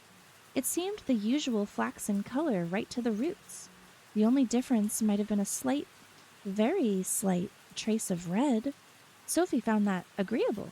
It reminded her a little of the color of her own hair, should she have been. I think it's very nice, she said. Nice? Screamed Howl. You would. You did it on purpose. You couldn't rest until you made me miserable too. Look at it. It's ginger. I shall have to hide until it's grown out. He spread his arms out passionately. Despair, he yelled. Anguish. Horror. The room turned dim. Huge, cloudy, human-looking shapes bellied up in all 4 corners and advanced on Sophie and Michael, howling as they came. The howls began as moaning horror and went up to despairing brays and then up again to screams of pain and terror. Sophie pressed her hands to her ears, but the screams pressed through her hands louder and louder still, more horrible every second. Calcifer shrank hardly down in the grate and flicked his way under his lowest log. Michael grabbed Sophie by her elbows and dragged her to the door. He spun the knob to blew down, kicked the door open, and got them both out into the street of Port Haven as fast as he could. That noise was almost as horrible out there. Doors were opening all down the road, and people were running out with their hands over their ears. "Ought we to leave him alone in that state?" Sophie quavered. "Yes," said Michael. "If he thinks it's your fault, then definitely." They hurried through the town, pursued by throbbing screams. Quite a crowd came with them, in spite of the fact that the fog had now become a seeping sea drizzle. Everyone made for the harbor or the sands, where the noise seemed easier to bear. The gray vastness of the sea soaked it up a little. Everyone stood in damp huddles, looking out at the misty white horizon and the dripping ropes on the Moor ships, while the noise became a giant heartbroken sobbing. Sophie reflected that she was seeing the sea close for the first time in her life. It was a pity that she was not enjoying it more. The sobs died away to vast, miserable sighs, then to silence. People began cautiously to go back into town. Some of them came timidly up to Sophie. "Is something wrong with the poor sorcerer, Miss Witch?" "He's a little unhappy today," Michael said. "Come on, I think we can risk going back now." As they went along the stone quayside, several sailors called out anxiously from the moored ships, wanting to know if the noise meant storms or bad luck. "Not at all," Sophie called back. "It's all over now." But it was not. They came back to the wizard's house, which was an ordinary crooked little building from the outside that Sophie would not have recognized if Michael had not been with her. Michael opened the shabby little door rather cautiously. Inside, Howl was still sitting on the stool. He sat in an attitude of utter despair, and he was covered all over in thick, green slime. There were horrendous, dramatic, violent quantities of green slime, oodles of it. It covered Howl completely. It draped his head and shoulders in sticky dollops, heaping on his knees and hands, trickling in glops down his legs and dripping off the stool in sticky strands. It was in oozing ponds and crawling pools over most of the floor. Long fingers of it had creeped into the hearth. It smelled vile. "Save me," Calcifer cried in a hoarse whisper. He was down to 2 desperately flickering flames. "This stuff is going to put me out." Sophie held up her skirt and marched as near Howl as she could get, which was not very near. "Stop it," she said. "Stop it at once. You are behaving just like a baby." Howl did not move or answer. His face stared from behind the slime, white and tragic and wide-eyed. "What shall we do? Is he dead?" Michael asked, jittering beside the door. Michael was a nice boy, Sophie thought, but a bit helpless in a crisis. "Oh, of course he isn't," she said. "And if it wasn't for Calcifer, he could behave like a jellied eel all day for all I care. Open the bathroom door." While Michael was working his way between pools of slime in the bathroom, Sophie threw her apron into the hearth to stop more of the stuff getting near Calcifer and snatched up the shovel. She scooped up loads of ash and dumped them in the biggest pools of slime. It hissed violently. The room filled with steam and smelled worse than ever. Sophie furled up her sleeves, bent her back to get a good purchase on the wizard's slimy knees, and pushed Howl, stool and all, towards the bathroom. Her feet slipped and skidded in the slime, but of course the ooziness helped the stool to move too. Michael came and pulled at Howl's slime-draped sleeves. Together, they trundled him into the bathroom. There, since Howl still refused to move, they shunted him into the shower stall. "Hot water, Calcifer," Sophie panted grimly. "Very hot." It took an hour to wash the slime off of Howl. It took Michael another hour to persuade Howl to get off the stool and into dry clothes. Luckily, the gray and scarlet suit Sophie had just mended had been draped over the back of a chair, out of the way of the slime. The blue and silver suit was ruined. Sophie told Michael to put it in the bath to soak. Meanwhile, mumbling and grumbling, she fetched more hot water. She turned the doorknob green down and swept all the slime out into the moors. The castle left a trail like a snail in the heather, but it was an easy way to get rid of the slime. There were some advantages to living in a moving castle, Sophie thought as she washed the floor. She wondered if Howl's noises had been coming from the castle too, in which case she pitied the folks of Market Chipping. By this time Sophie was tired and cross. She knew the green slime was Howl's revenge on her, and she was not at all prepared to be sympathetic when Michael finally let Howl forth from the bathroom, clothed in gray and scarlet, and sat him tenderly in the chair by the hearth. "That was plain stupid," Calcifer sputtered. "Were you trying to get rid of the best parts of your magic or something?" Howl took no notice. He just sat, looking tragic and shivering. "I can't get him to speak," Michael whispered miserably. "It's just a tantrum," Sophie said. Martha and Letty were good at having tantrums too. She knew how to deal with those.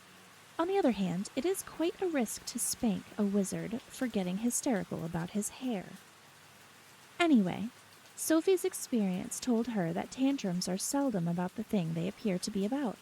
She made Calcifer move over so that she could balance a pan of milk on the logs. When it was warm, she thrust a mugful of it into Howl's hands. "Drink it," she said. "Now, what was all this fuss about? Is it this young lady you keep going to see?" Howl sipped the milk dolefully. "Yes," he said. "I left her alone to see if it would make her remember me fondly, and it hasn't. She wasn't sure, even when I last saw her, and now she tells me there's another fellow." He sounded so miserable that Sophie felt quite sorry for him. Now his hair was dry, she noticed guiltily. It really was almost pink. "She is the most beautiful girl there ever was in these parts," Howl went on mournfully. "I love her so dearly, but she scorns my deep devotion and gets sorry for another fellow. How can she have another fellow after this attention I've given her? They usually get rid of the other fellow as soon as I come along." Sophie's sympathy shrank quite sharply. It occurred to her that if Howl could cover himself with green slime so easily, then he could just as easily turn his hair the proper color. "Then why don't you feed this girl a love potion and get it over with?" she said. "Oh, no," said Howl. "That's not playing the game. That would spoil all the fun." Sophie's sympathy shrank again. A game, was it? "Don't you ever give a thought for the poor girl?" she snapped. Howl finished the milk and gazed into the mug with a sentimental smile. "I think of her all the time," he said. "Lovely, lovely, Letty Hatter." Sophie's sympathy went for good. With a sharp bang, a good deal of anxiety took its place. "Oh, Martha," she thought, "you have been busy. So it wasn't anyone in Cersei you were talking about." And that's the end of chapter 6. Oh, welcome in, guys. Thank you guys for the follows. Thank you so much. Welcome to the afterlife. Hi, Apple. Hello. Oh, thank you for the hydrate. Let me do that for you. Oh, my goodness. I feel like I'm reading this book a lot more animatedly than I usually do, but I can't help it. All the personalities are just so much. They're just so much, you know?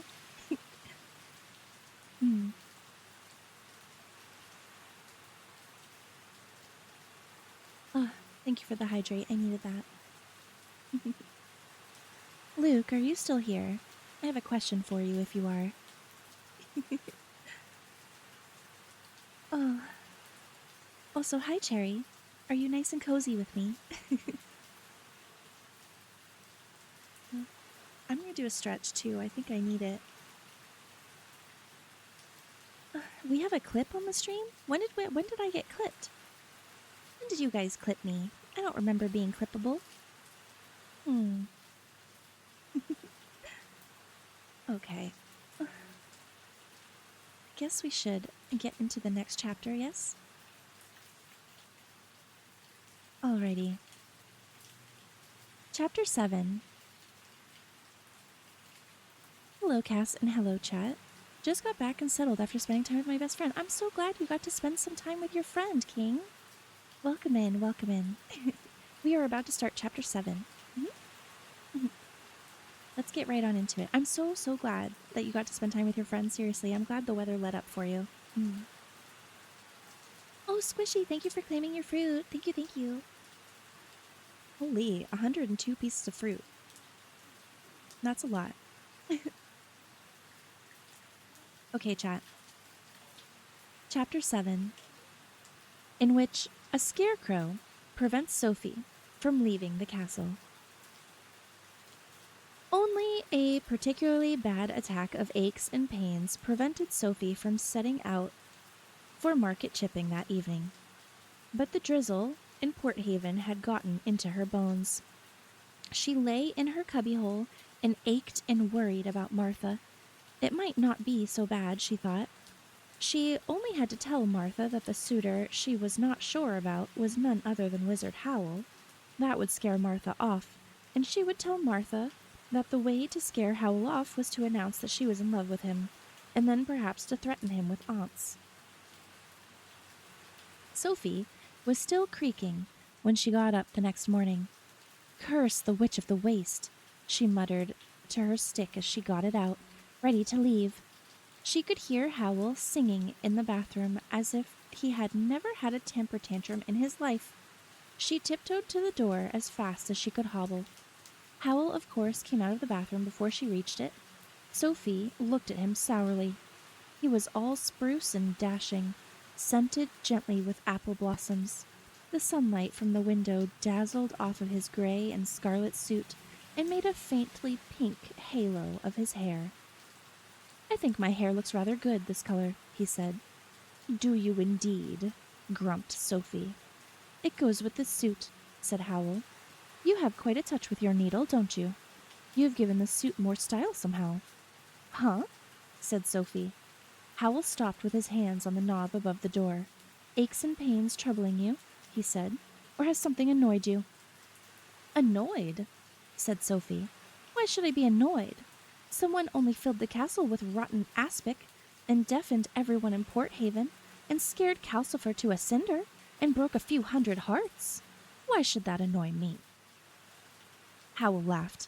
I apologize, he said, turning the knob to red down. The king wants to see me today. I shall probably be kicking my heels in the palace until evening, but I can do something for your rheumatism when I get back. Don't forget to tell Michael I left that spell for him on the bench. He smiled sunnily at Sophie and stepped out among the spires of Kingsbury. And do you think that makes it all right? Sophie growled at the door as the door shut. But the smile had mollified her. If that smile works on me, then it's no wonder poor Martha doesn't know her own mind, she muttered. I need another log before you go, Calcifer reminded her. Sophie hobbled to drop another log into the grate. Then she set off to the door again. But here Michael came running downstairs and snatched the remains of a loaf off the bench as he ran to the door. You don't mind, do you? He said in an agitated way. I'll bring a fresh loaf when I come back.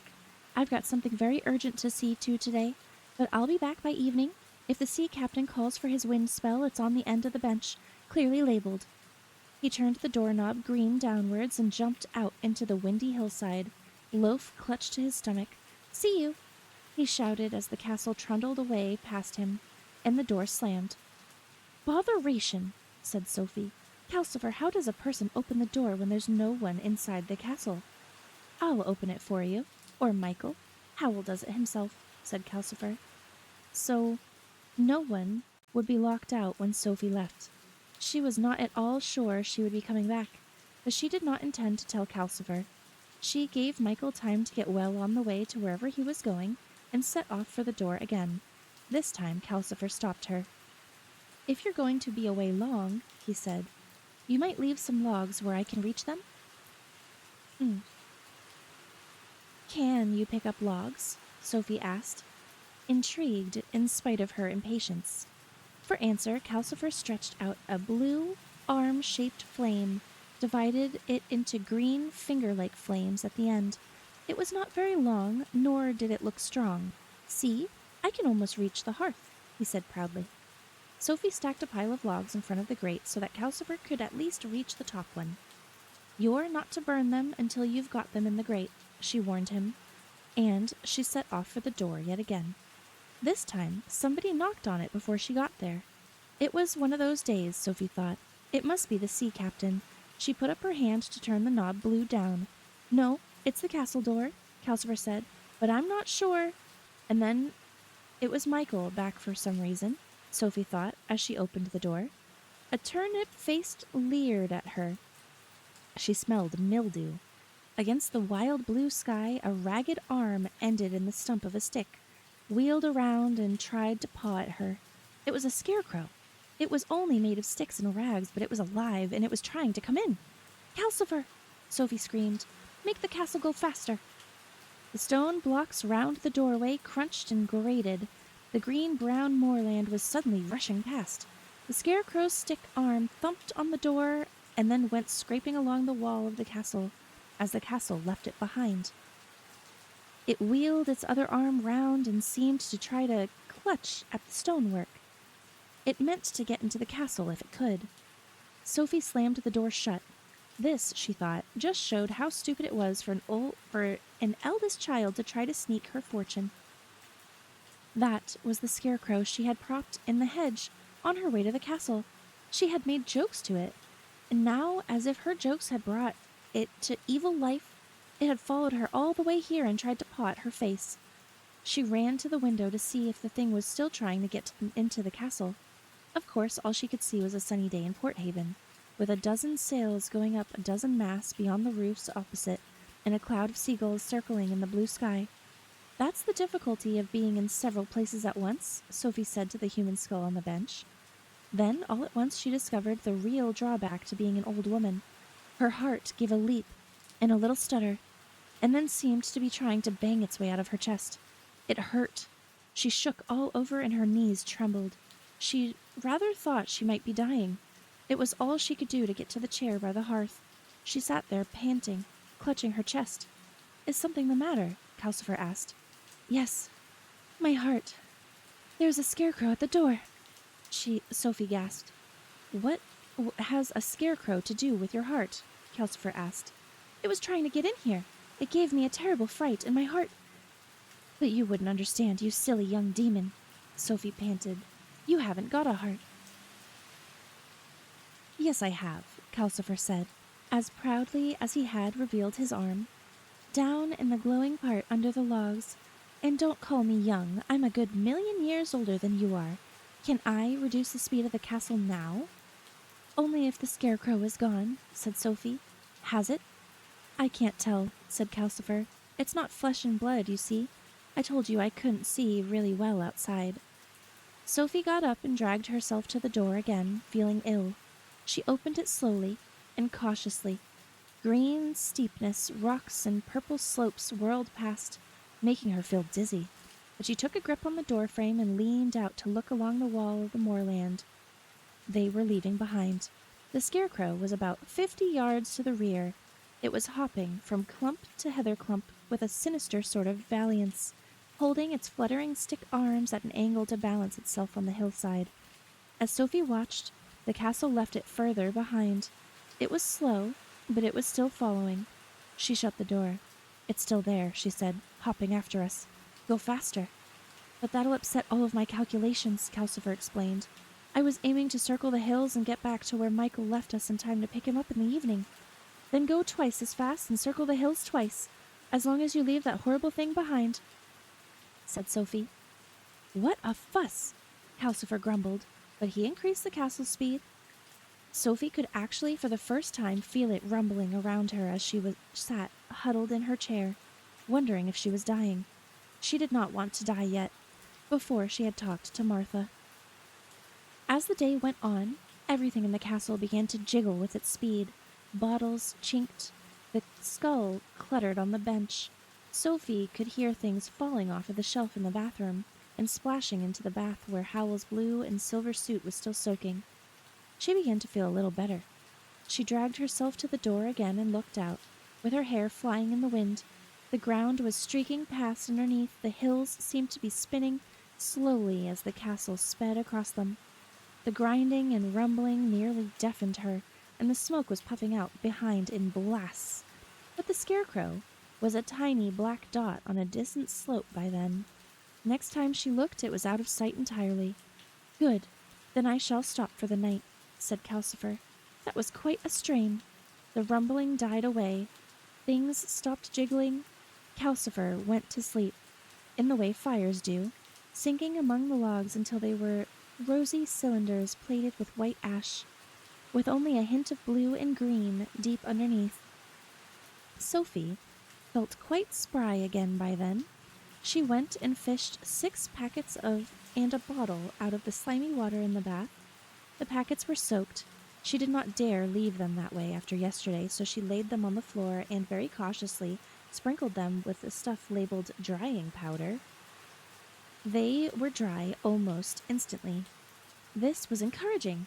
Sophie let the water out of the bath and tried the powder on Howl's suit. That dried too. It was still stained green and rather smaller than it had been, but it cheered Sophie up to find she could put at least something right. She felt cheerful enough to busy herself getting supper. She bundled everything on the bench into a heap around the skull at one end and began chopping onions. "At least your eyes don't water, my friend," she told the skull. "Count your blessings."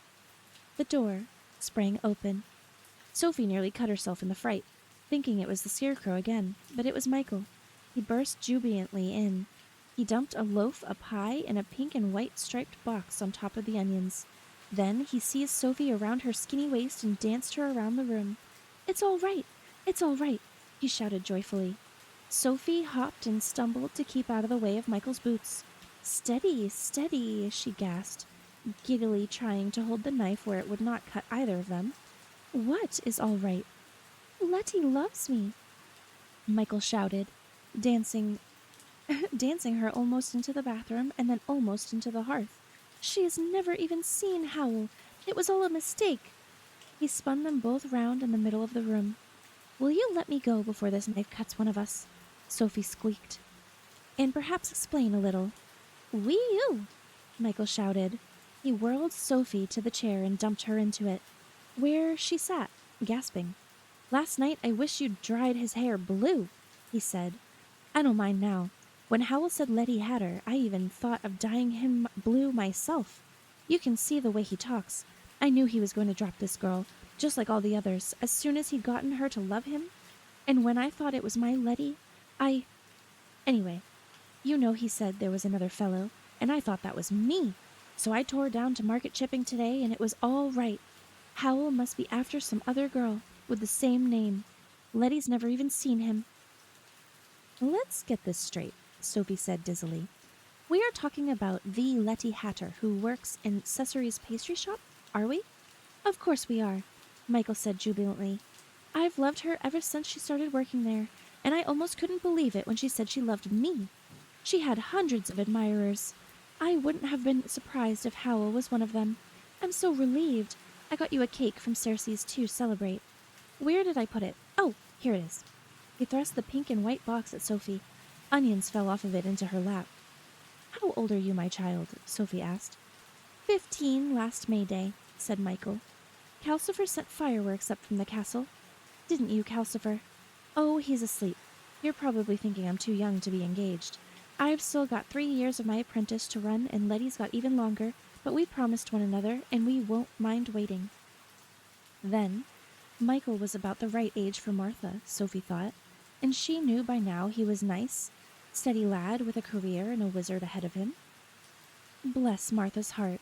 When she thought back to that bewildering May day, she realized that Michael had been one of the shouting group leaning on the counter in front of Martha.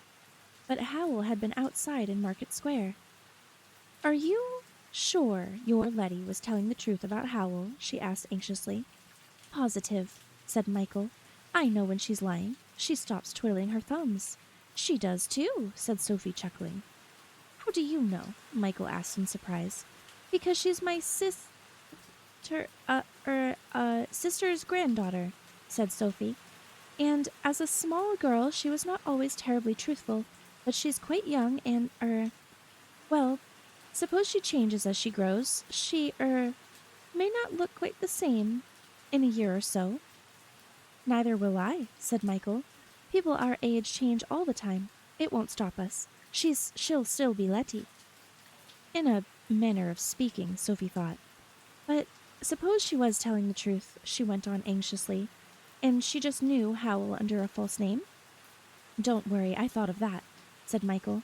I described Howl. You must admit, he's pretty recognizable. And she really hadn't seen him or his wretched guitar.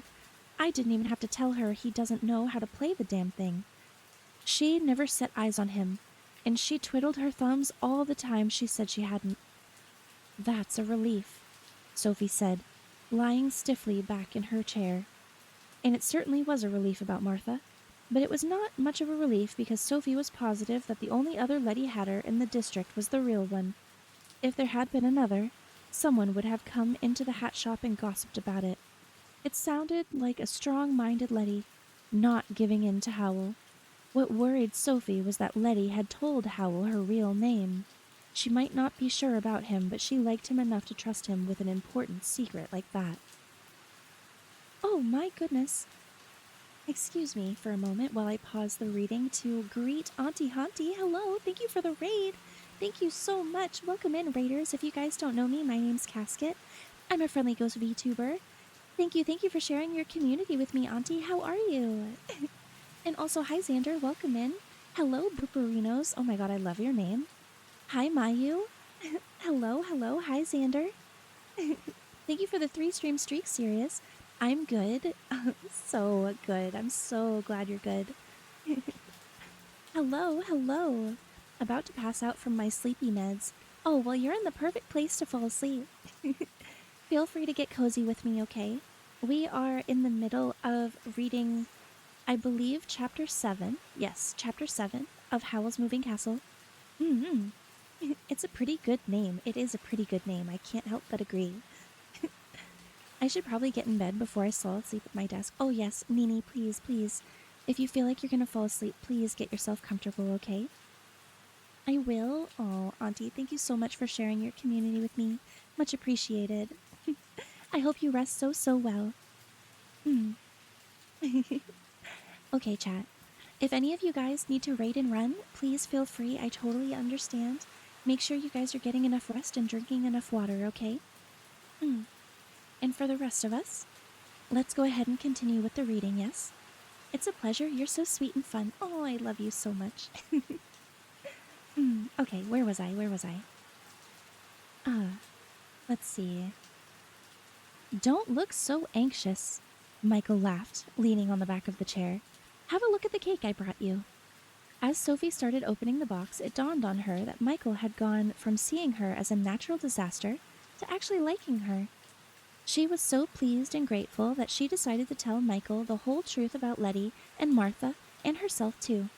It was only fair to let him know that the sort of family he meant to marry into. The box came open. It was Cersei's most delicious cake, covered in cream and cherries and little curls of chocolate. Oh, said Sophie. The square knob over the door clicked round the red blob down of its own accord, and Howl came in. What a marvelous cake! My favorite kind, he said. Where did you get it? I called in at Cersei's, Michael said in a sheepish, self-conscious way. Sophie looked up at Howl. Something was always going to interrupt her when she decided to say she was under a spell. Even a wizard, it seemed. It looks worth the walk, Howl said, inspecting the cake. I've heard Cersei's is better than any of the cake shops in Kingsbury. Stupid of me never to have been in the place. And is that a pie I see on the bench? He went over to look.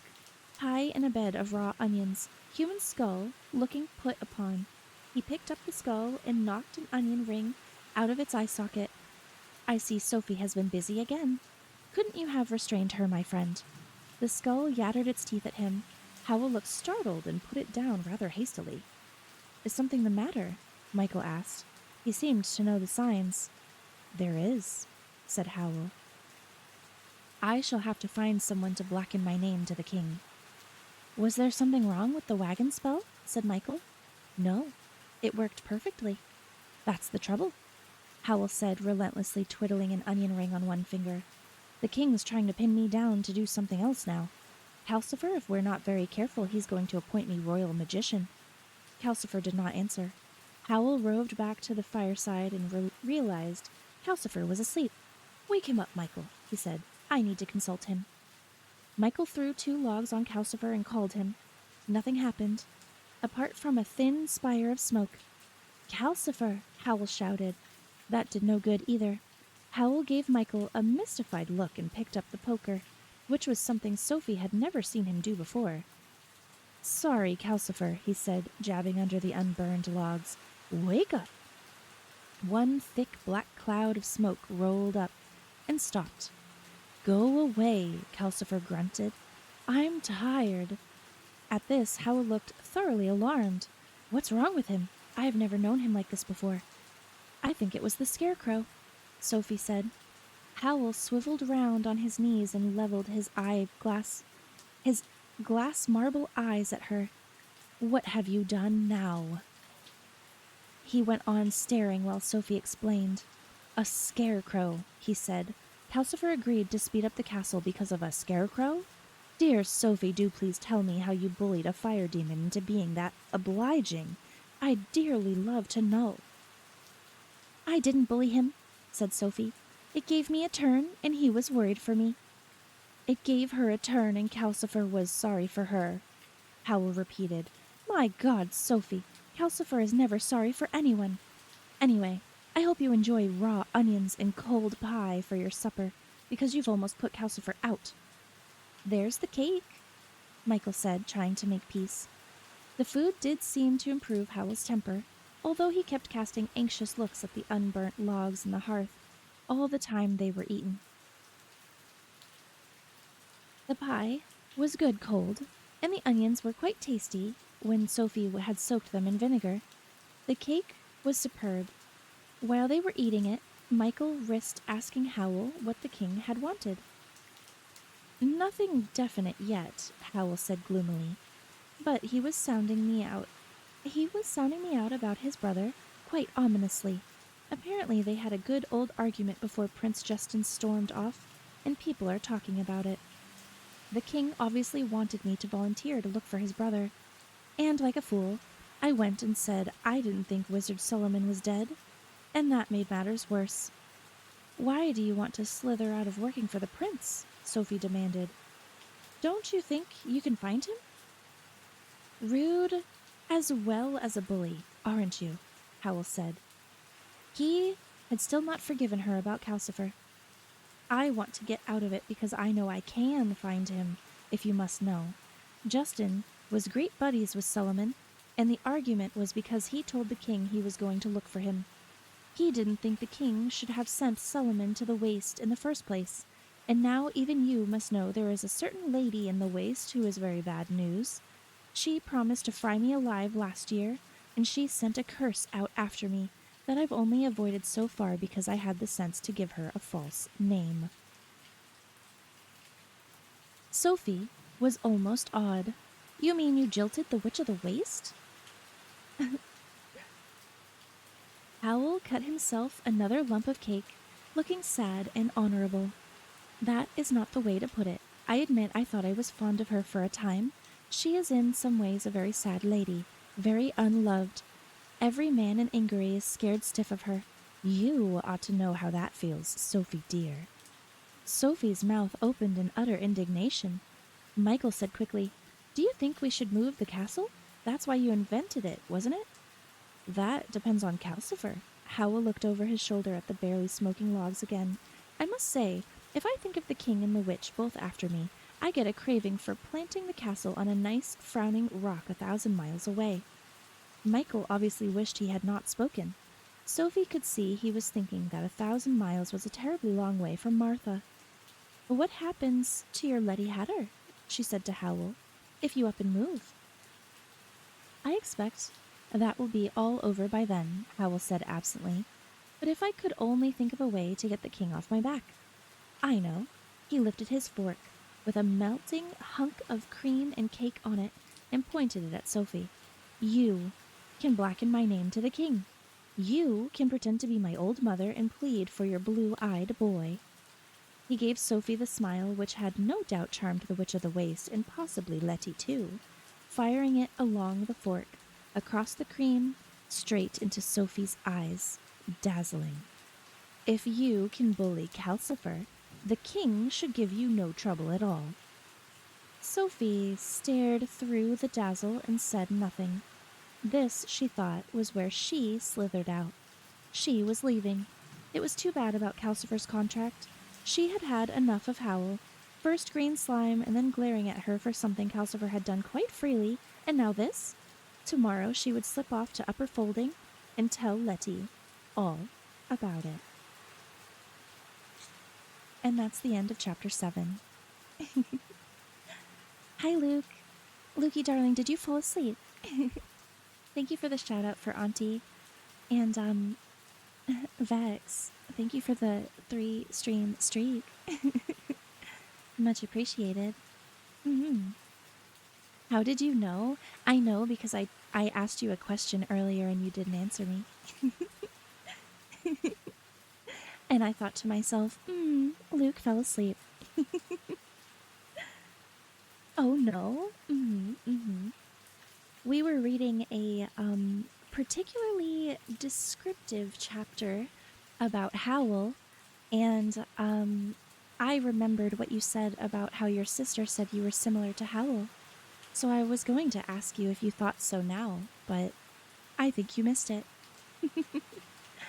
So I guess you'll have to go watch the VOD for that part, darling. But it was very funny. It was very funny indeed. So, sorry? No, it's okay. It's okay. I just wanted to know if you were gonna agree with her, because it was a very funny chapter. Just to give you the Cliff Notes version, he threw a terrible temper tantrum about his hair. And I was reading it and I went, I wonder. It was very funny. It was very funny. Oh my god. Yeah, it was really funny. I loved it. Okay, let me hydrate and then we'll get into chapter 8, yeah? I'll make sure to go back and watch it. I think it was chapter 6. I think it was chapter 6 that was about it. Okay, let's hydrate. Thank you for waking back up, though. If you need to go back to sleep, please feel free. It's totally fine.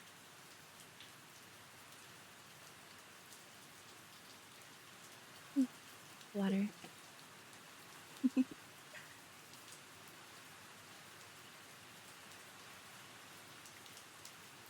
I feel like a good number of you guys are asleep right now. And that makes me so glad. That makes me so glad indeed. I'm glad you guys are able to sleep, because I know it might be otherwise a very hard night to fall asleep to, with all the fireworks and everything.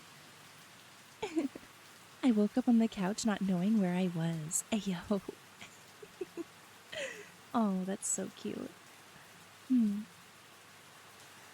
Okay, guys. Chapter 8, in which Sophie leaves the castle in several directions at once. To Sophie's relief, Calcifer blazed up bright and cheerful the next morning. If she had not had enough of Howl, she would have been almost touched by how glad Howl was to see Calcifer. I thought she'd done for you. I thought she'd done for you, you old ball of gas, Howl said, kneeling at the hearth with his sleeves trailing in the ash.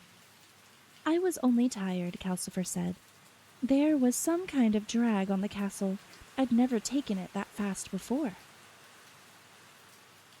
Well, don't let her make you do it again, said Howl. He stood up, gracefully brushing ash off of his gray and scarlet suit. Make a start on that spell today, Michael, and if anyone comes from the king, I'm away on urgent private business until tomorrow. I'm going to see Letty, but you needn't tell him that. He picked up his guitar and opened the door with the knob green down, on to the wide, cloudy hills. The scarecrow was there again. When Howl opened the door, it pitched sideways across him, with its turnip face in his chest. The guitar uttered an awful twang-oing. Sophie gave a faint squawk of terror and hung onto the chair. One of the scarecrow's stick arms was scraping stiffly round to get a better purchase on the door. From the way Howl's feet were braced, it was clear he was being shoved quite hard. There was no doubt that the thing was determined to get into the castle. Calcifer's blue face leaned out of the grate. Michael stood stock still beyond. There really is a scarecrow, they both said. Oh, is there? Do tell, Howl panted. He got one foot up against the doorframe and heaved. The scarecrow flew, lumpishly, away backwards to land with a light rustle in the heather some yards off. It sprang up instantly and came hopping towards the castle again. Howl hurriedly laid the guitar on the doorstep and jumped down to meet it. No, you don't, my friend, he said with one hand out. Go back where you came from. He walked forward slowly, still with his hand out. The scarecrow retreated a little, hopping slowly and warily backwards. When Howl stopped, the scarecrow stopped too. With its one leg planted in the heather, and its ragged arms tilting this way and that like a person sparring for an opening, the rags fluttering on its arms seemed a mad imitation of Howl's sleeves. So, you won't go? Howl said, and the turnip head slowly moved from side to side. No. I'm afraid you'll have to, Howl said. You scare Sophie, and there's no knowing what she'll do when she's scared. Come to think of it, you scare me too. Howl's arms moved, heavy, as if he was lifting a large weight, until they were raised high above his head. He shouted out a strange word, which was half hidden in a crack of thunder, and the scarecrow went soaring away. Up and backwards it went, rags fluttering, arms wheeling in protest, up and out and on, until it was soaring speck in the sky, and then a vanishing point in the clouds, and then not to be seen at all. Howl lowered his arms and came back to the doorway, mopping his face on the back of his hand. I take back my harsh words, Sophie, he said, panting. That thing was alarming. It may have been dragging the castle back all yesterday. It has some sort of strong magic. Whatever was it, all that was left of the last person you cleaned for? Sophie gave a weak little cackle of laughter. Her heart was behaving badly again. Howl realized something was wrong with her. He jumped indoors across his guitar, took hold of her elbow, and sat her in the chair. Take it easy now. Something happened between Howl and Calcifer then. Sophie felt it, because she was being held by Howl, and Calcifer was still leaning out of the grate. Whatever it was, her heart began to behave properly almost at once. Howl looked at Calcifer, shrugged, and turned away to give Michael a whole lot of instructions about making Sophie keep quiet for the rest of the day. And then he picked up his guitar and left it last. Sophie lay in the chair and pretended to feel twice as ill as she did. She had to let Howl get out of sight. It was a nuisance he was going to Upper Folding as well, but she would walk so much more slowly that she would arrive around the time he started back. The important thing was not to meet him on the way. She watched Michael slyly, while he spread out the spell and scratched his head over it. She waited until he dragged his leather books off the shelves and began making notes in frantic, depressed sort of way. When he seemed properly absorbed, Sophie muttered several times, "Stuffy in here." Michael took no notice. "Terribly stuffy," Sophie said, getting up and shambling to the door. "Fresh air." She opened the door and climbed out. Calcifer obligingly stopped the castle dead when she did. Sophie landed in the heather and took a look round to get her bearings. The road over the hill to Upper Folding was a sandy line through the heather just downhill from the castle. Naturally, Calcifer would not make things inconvenient for Howl. Sophie set off towards it. She felt a little sad. She was going to miss Michael and Calcifer. She was almost at the road when there was a shouting behind her. Michael came bounding down the hillside after her, and the tall black castle came bobbling along behind him, shedding anxious puffs of smoke from all the turrets. "What are you doing?" Michael said as he caught up to her. From the way he looked at her, Sophie could see he thought the scarecrow had sent her wrong in the head. "I'm perfectly all right," Sophie said indignantly. "I'm simply going to see my other sister's granddaughter. She is called Letty Hatter, too. Now, do you understand?" "Where does she live?" Michael demanded, as if he thought Sophie might not know. "Upper Folding," said Sophie. "But that's over 10 miles away," Michael said. "I promised Howl I'd make you rest. I can't let you go. I told him I wouldn't let you out of my sight." Sophie did not look very kindly on this. Howl thought she was useful now because he wanted her to see the king. Of course he did not want her to leave the castle. "Huh," she said.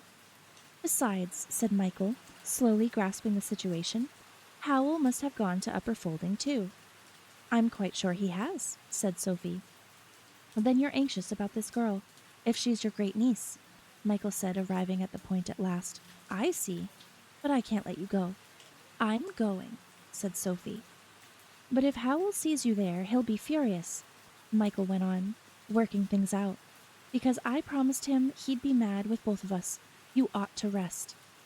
Then, when Sophie was almost ready to hit him, he exclaimed, "Wait! There's a pair of 7-league boots in the broom cupboard." He took Sophie by her skinny old wrist and towed her up the hill towards the waiting castle. She was forced to give little hops in order not to catch her feet in the heather. "But," she panted, 7 leagues is 21 miles. I'd be halfway to Port Haven in 2 strides." "No, it's 10.5 miles a step," said Michael. "That makes Upper Folding almost exactly. If we each take 1 boot and go together, then I won't be letting you out of my sight and you won't be doing anything strenuous, and we'll get there before Howl does. So he won't even know we've been. That solves all of our problems beautifully." Michael was so pleased with himself that Sophie did not have the heart to protest. She shrugged and supposed Michael had better find out about the 2 Lettys before they changed looks again. It was more honest this way. But when Michael fetched the boots from the broom cupboard, Sophie began to have doubts. Up till now, she had thought they were 2 leather buckets that had somehow lost their handles and then got a little squashed. "You're supposed to put your foot in them, shoe and all," Michael exclaimed, as he carried the 2 heavy bucket-shaped things to the door. "These are the prototypes of the boots Howl made for the king's army. We managed to get the later ones a bit lighter and more boot-shaped." He and Sophie sat on the doorstep and each put 1 foot in a boot. "Point yourself towards Upper Folding before you put the boot down," Michael warned her. He and Sophie stood on the foot which was in the ordinary shoe and carefully swung themselves round to face Upper Folding. "Now tread," said Michael. Zip! The landscape instantly rushed past them so fast it was only a blur, a gray-green blur from the land and blue-gray blur from the sky. The wind of their going tore at Sophie's hair and dragged every wrinkle in her face backwards until she thought she would arrive with half of her face behind her ear. The rushing stopped as suddenly as it began. Everything was calm and sunny. They were knee-deep in buttercups in the middle of Upper Folding. A cow nearby stared at them. Beyond it, thatched cottages drowsed under trees. Unfortunately, the bucket-like boots was so heavy, Sophie staggered as she landed. "Don't put that foot down," Michael yelled. Too late. There was another zipping blur and more rushing wind. And when it stopped, Sophie found herself right down the Folding Valley, almost in Marsh Folding. "Oh, drat," she said, and hopped carefully around on her shoe and tried again. Zip, blur, and she was back on Upper Folding Green again, staggering forward with the weight of the boot. She had a glimpse of Michael jiving to catch her. Zip, blur. "Oh, bother," wailed Sophie. She was up in the hills again. The crooked black shape of the castle was drifting peacefully nearby. Calcifer was amusing himself blowing black smoke rings from 1 turret. Sophie saw that much before her shoe caught in the heather and she stumbled forwards again. Zip, zip. This time Sophie visited in rapid succession the market square of Market Chipping and the front lawn of a very grand mansion. "Whoa!" she cried. "Drat!" One word for each place, and she was off again, with her own momentum in another zip, right down to the end of the valley in a field somewhere. A large red bull raised its ringed nose from the grass and thoughtfully lowered its horns. "I'm just leaving, my good beast," Sophie cried, hopping herself round frantically. Zip, back to the mansion. Zip, to Market Square. Zip, there was the castle yet again. She was getting the hang of it. Zip, here was Upper Folding. And how did you stop? Zip, oh, confound! Sophie cried, almost in Marsh Folding again. This time she hopped around very carefully and trod with great deliberation. Zip, and fortunately the boot landed in a cow pat and she sat down with a thump. Michael sprinted up before Sophie could move and dragged the boot off of her foot. "Thank you," Sophie cried breathlessly. There seemed no reason why I should ever stop. Sophie's heart pounded a bit as they walked across the common to Mrs. Fairfax's house, but only in the way hearts do when you have done a lot rather quickly. She felt very grateful for whatever Howl and Calcifer had done. "Nice place," Michael remarked as he hid the boots in Mrs. Fairfax's hedge. Sophie agreed. The house was the biggest in the village. It was thatched with white walls between the black beams, and Sophie remembered from visits as a child. You walked up the porch through a garden crowded with flowers and humming with bees. Over the porch, a honeysuckle and a white climbing rose were competing as to which could give most work to the bees. It was a perfect hot summer morning down here in Upper Folding. Miss Fairfax answered the door herself. She was one of those plump, comfortable ladies with swathes of butter-colored hair coiled round her head, who made you feel good with life just to look at her. Sophie felt just the tiniest bit envious of Letty. Miss Fairfax looked from Sophie to Michael. She had seen Sophie last a year ago, as a girl of 17, and there was no reason for her to recognize her as an old woman of 90. "Good morning to you," she said politely. Sophie sighed. Michael said, "This is Letty Hatter's great aunt. I brought her to see Letty." "Oh, I thought that face looked familiar," Miss Fairfax exclaimed. "There is quite a family likeness. Do come in. Letty's a little busy just now, but have some scones and honey while you wait." She opened her front door wider. Instantly, a large collie dog squeezed past Mrs. Fairfax's skirts, barged between Sophie and Michael, and ran across the nearest flower bed, snapping off flowers right and left. "Oh, stop him!" Miss Fairfax gasped, flying off in pursuit. "I don't want him out just now." There was a minute or so of helter-skelter chase in which the dog ran hither and thither, whining in a disturbing way, and Miss Fairfax and Sophie ran after the dog, jumping flower beds and getting in one another's way, and Michael ran after Sophie, crying, "Stop! You'll make yourself ill!" And then the dog set off lopping round one corner of the house. Michael realized that the way to stop Sophie was to stop the dog. He made a crosswise dash through the flower beds, plunged around the house after the dog, and seized it by 2 handfuls of its thick coat, just as it reached the orchard of the back. Sophie hobbled up to find Michael pulling the dog away backwards and making such strange faces at her that she thought at first he was ill, that he jerked his head so often towards the orchard that she realized he was only trying to tell her something. She stuck her face around the corner of the house and expected to see a swarm of bees. But Howl was there, with Letty. They were in the grove of mossy apple trees in full bloom, with a row of beehives in the distance. Letty sat in a white garden seat. Howl was kneeling on one knee in the grass at her feet, holding on to one of her hands and looking noble and ardent. Letty was smiling lovingly at him, but the worst of it, as far as Sophie was concerned, was that Letty did not look like Martha at all. She was her own extremely beautiful self. She was wearing a dress of the same kind of pink and white as the crowded apple blossom overhead. Her dark hair trailed in glossy curls over her shoulders, and her eyes shone with devotion for Howl. Sophie brought her head back round the corner and looked with dismay at Michael, holding the whining collie dog. He must have spelled a speed spell with him. Michael whispered, equally dismayed. Mrs. Fairfax caught them, panting, and trying to pin back a loose coil of her buttery hair. Bad dog, she said in a fierce whisper to the collie. I'll put a spell on you if you do that once more. The dog blinked and crouched down. Mrs. Fairfax pointed a stern finger. Into the house. Stay in the house.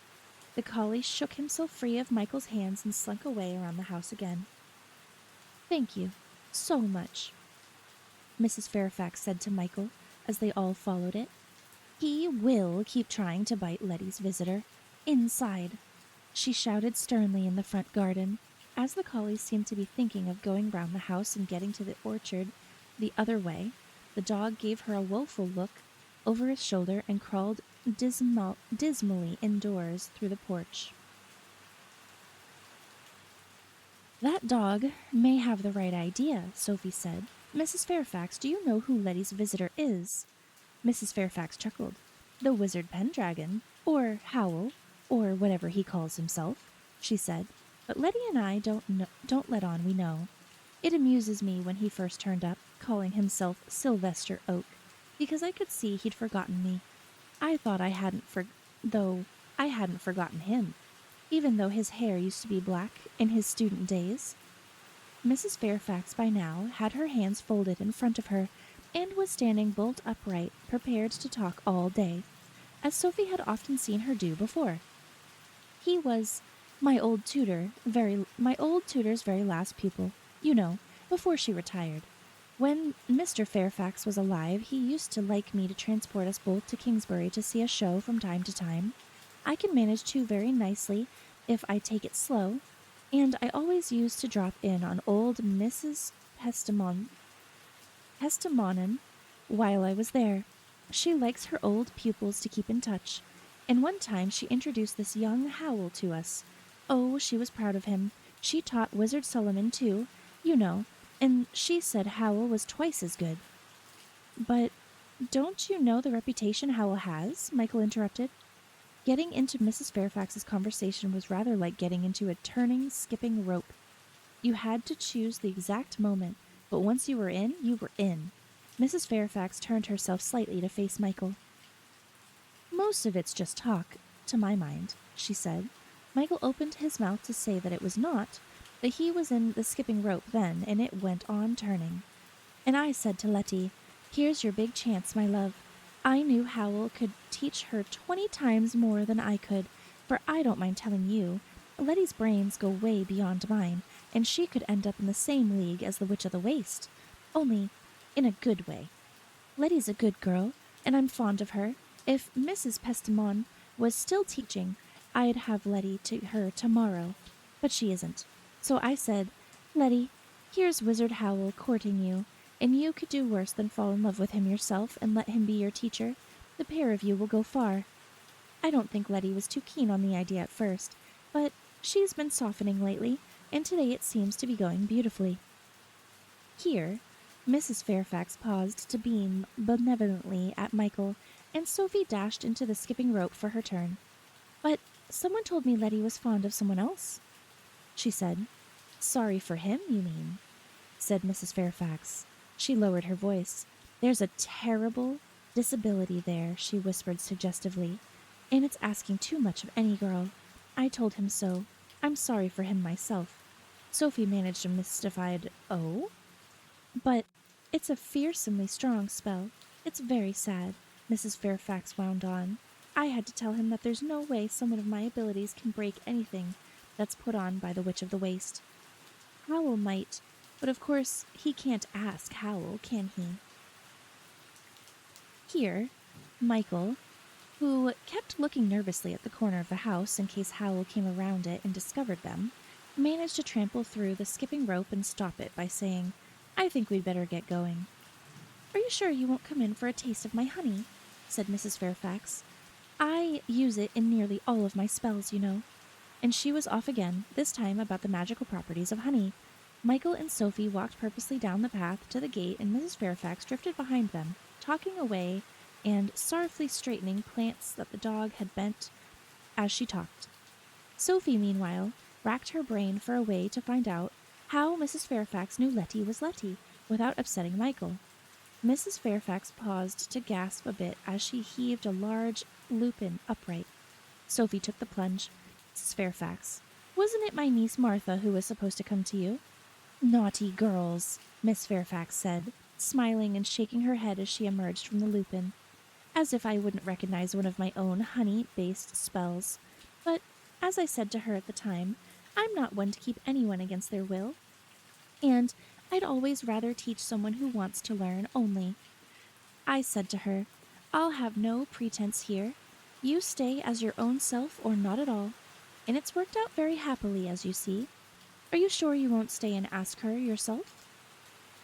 I think we'd better go, Sophie said. We have to get back, Michael added, with another nervous look towards the orchard. He collected the 7-league boots from the hedge and set one down outside the gate for Sophie.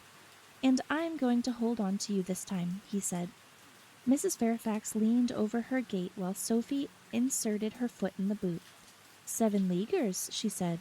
Would you believe I've not seen any of those for years? Very useful things for someone your age, I wouldn't mind a pair myself these days. So, it's you Letty inherits her witchcraft from, is it? Not that it's necessarily runs in the family, but as often as not. Michael took hold of Sophie's arms and pulled. Both boots came down and the rest of Mrs. Fairfax's talk vanished in a zip and rush of air. Next moment, Michael had to brace his feet in order to not collide with the castle. The door was open. Inside, Calcifer was roaring, Port Haven door! Someone's been banging on it ever since you left. And that's the end of chapter 8. I really do appreciate that the way these chapters end is very much like stark. Like, it's not like a...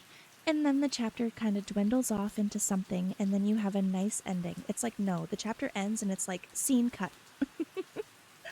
It's very good. Oh, hi, Tree. Do I have permission to point a firework at my neighbor's house? Probably not. Oh my gosh. Yeah, I do not condone violence here, chat. I might be a ghost, but no violence is allowed here, sorry. Now, if you don't tell me about it, then you are responsible for yourself, kind sir. But what did you guys think of that chapter? Also, oh my gosh, Ted was here. Teeth are brushed, skincare is done. I'm going to try my best to stay up until midnight, but I doubt I'll make it for that long. Oh, it's totally okay. It's totally okay. I'm planning on streaming longer than midnight tonight since it's a reading stream. I usually go until 1. So, Luke, if you can't make it, please don't force yourself. It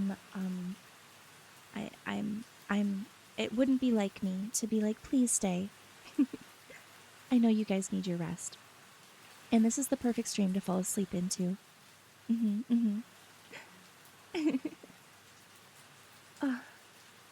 Oh yeah, I can't aim. That's a good response. Thank you.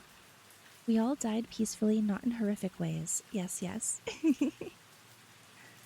Oh my gosh. I'm gonna stretch for you guys. Hold on one second.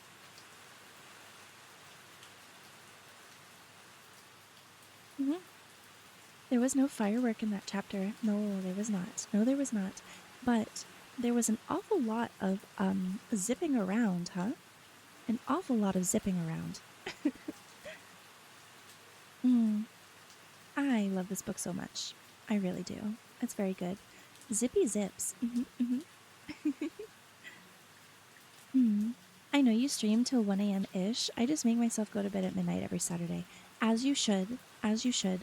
Every day except Saturday. I always make myself go to bed at midnight. So, I totally understand. So that means I have 10 minutes with you, Luke. I hope you sleep so well tonight, okay?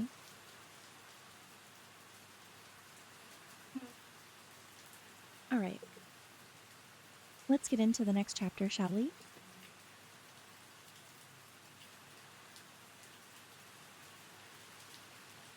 Okay. We are almost halfway through the book, by the way. It is truly a beautiful story. The movie is great, but I can't stress to anyone enough that if they like the movie, then they will love the book. The book is... Yes. Howl's Moving Castle is my second favorite Ghibli movie, like, of all time, hands down. but the book I feel like has more whimsy, if that makes sense. Yes. Likewise, have a great night. Ghostie, I love you. I love you too. Okay. Mm. Let's get into chapter. Oh, we're on chapter 9. Sorry, chapter 9. I think I said chapter 8 before. Okay, chat. Chapter 9, in which Michael has trouble with a spell. It was the sea captain at the door, come for his wind spell at last, and not at all pleased at having to wait. "If I miss my tide, boy," he said to Michael, "I shall have a word with the sorcerer about you. I don't like lazy boys." Michael, in Sophie's opinion, was far too polite to him, but she was feeling too dejected to interfere. When the captain had gone, Michael went to the bench to frown over his spell again, and Sophie sat silently mending her stockings. She had only the one pair, and her knobbly feet had worn huge holes in them. Her gray dress, by this time, was frayed and dirty. She wondered whether she dared cut the last stained bits out of Howl's ruined blue and silver suit to make herself a new skirt with, but she did not quite dare. "Sophie," Michael said, looking up from his 11 pages of notes, "how many nieces have you?" Sophie had been afraid Michael would start asking questions. "When you get to my age, my lad," she said, "you lose count. They all look so alike. Those two Lettys could be twins to my mind." "Oh, no, not really," Michael said to her surprise. "The niece in upper folding isn't as pretty as my Letty." He tore up the 11th page and made a 12th. "I'm glad Howl didn't meet my Letty," he said. He began on his 13th page and tore that up too. "I wanted to laugh when that Mrs. Fairfax said she knew who Howl was, didn't you?" "No," said Sophie. It had made no sense to Letty's feelings. She thought of Letty's bright, adoring face under the apple blossom. "I suppose there's no chance," she said hopelessly, "that Howl could be properly in love this time." Calcifer snorted green sparks up the chimney. "I was afraid you'd start thinking that," Michael said, "but you'd be deceiving yourself, just like Mrs. Fairfax." "How do you know?" said Sophie. Calcifer and Michael exchanged glances. "Did he forget to spend at least an hour in the bathroom this morning?" Michael asked. "He was in there for 2, said Calcifer, putting spells on his face. "Vain fool." "There you are, then," said Michael. "The day Howl forgets to do that will be the day I believe he really is in love, and not before." Sophie thought of Howl on one knee in the orchard, posing to look as handsome as possible, and she knew they were right. She thought of going to the bathroom and tipping all Howl's beauty spells down the toilet, but she did not quite dare. Instead, she hobbled up and fetched the blue and silver suit, which she spent the rest of the day cutting little blue triangles out of in order to make a patchwork sort of skirt. Michael patted her shoulder kindly as he came to throw all 7 pages of his notes onto Calcifer. "Everyone gets over things in the end, you know," he said. By this time it was clear Michael was having trouble with his spell. He gave up on the notes and scraped some soot off of the chimney. Calcifer craned round to watch him in a mystified way. Michael took a withered root from one of the bags hanging on the beams and put it in the soot. Then, after much thought, he turned the doorknob blue down and vanished for 20 minutes into Port Haven. He came back with a large, whorled seashell and put that with the root in the soot. After that, he tore up the pages and pages of paper and put those in too. He put the lot in from the human skull and stood blowing on it, so the soot and bits of paper whirled all over the bench. "What's he doing, do you think?" Calcifer asked Sophie. Michael gave up blowing and started mashing everything, paper and all, with a pestle and mortar, looking at the skull expectantly from time to time. Nothing happened, so he tried different ingredients from bags and jars. "I feel bad about spying on Howl," he announced as he pounded a 3rd set of ingredients to death in a bowl. "He may be fickle to females, but he's been awfully good to me. He took me in when I was just an unwanted orphan sitting on his doorstep in Port Haven." "How did that come about?" asked Sophie as she snipped out another blue triangle. "My mother died and my father got drowned in a storm," Michael said. And nobody wants you when that happens.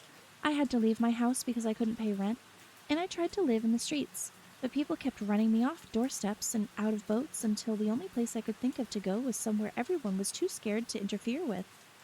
Howl had just started up in a small way as Sorcerer Jenkins then, but everyone said his house had devils in it, so I slept on his doorstep for a couple of nights until I fell inside. So he said I could wait indoors while he got something to eat. I went in, and there was Calcifer, and I started talking to him because I'd never met a demon before.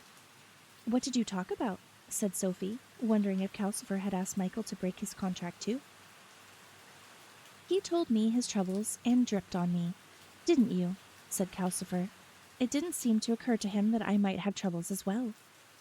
I don't think you have, you just grumble a lot, Michael said. You were quite nice to me that morning, and I think Howl was impressed, but you know how he is. He didn't tell me I could stay, he just didn't tell me to go. So I started being useful wherever I could, like looking after money so that he didn't spend it all as soon as he got it, and so on. The spell gave a sort of woof then, and exploded mildly.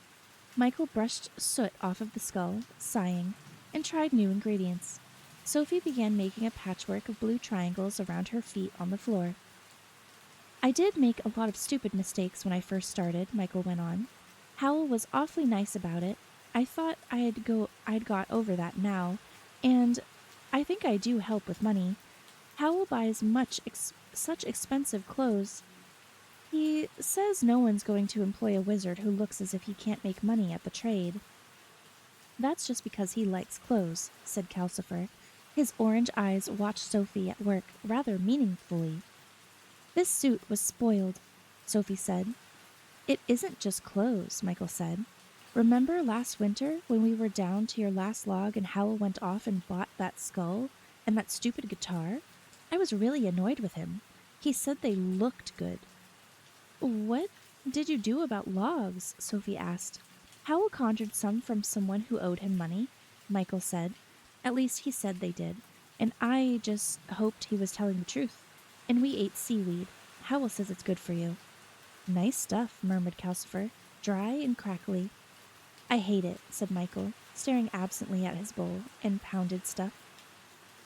I don't know. There should be 7 ingredients, unless it's 7 processes, but let's try it in a pentacle anyway. He put the bowl on the floor and chalked a sort of 5-pointed star around it.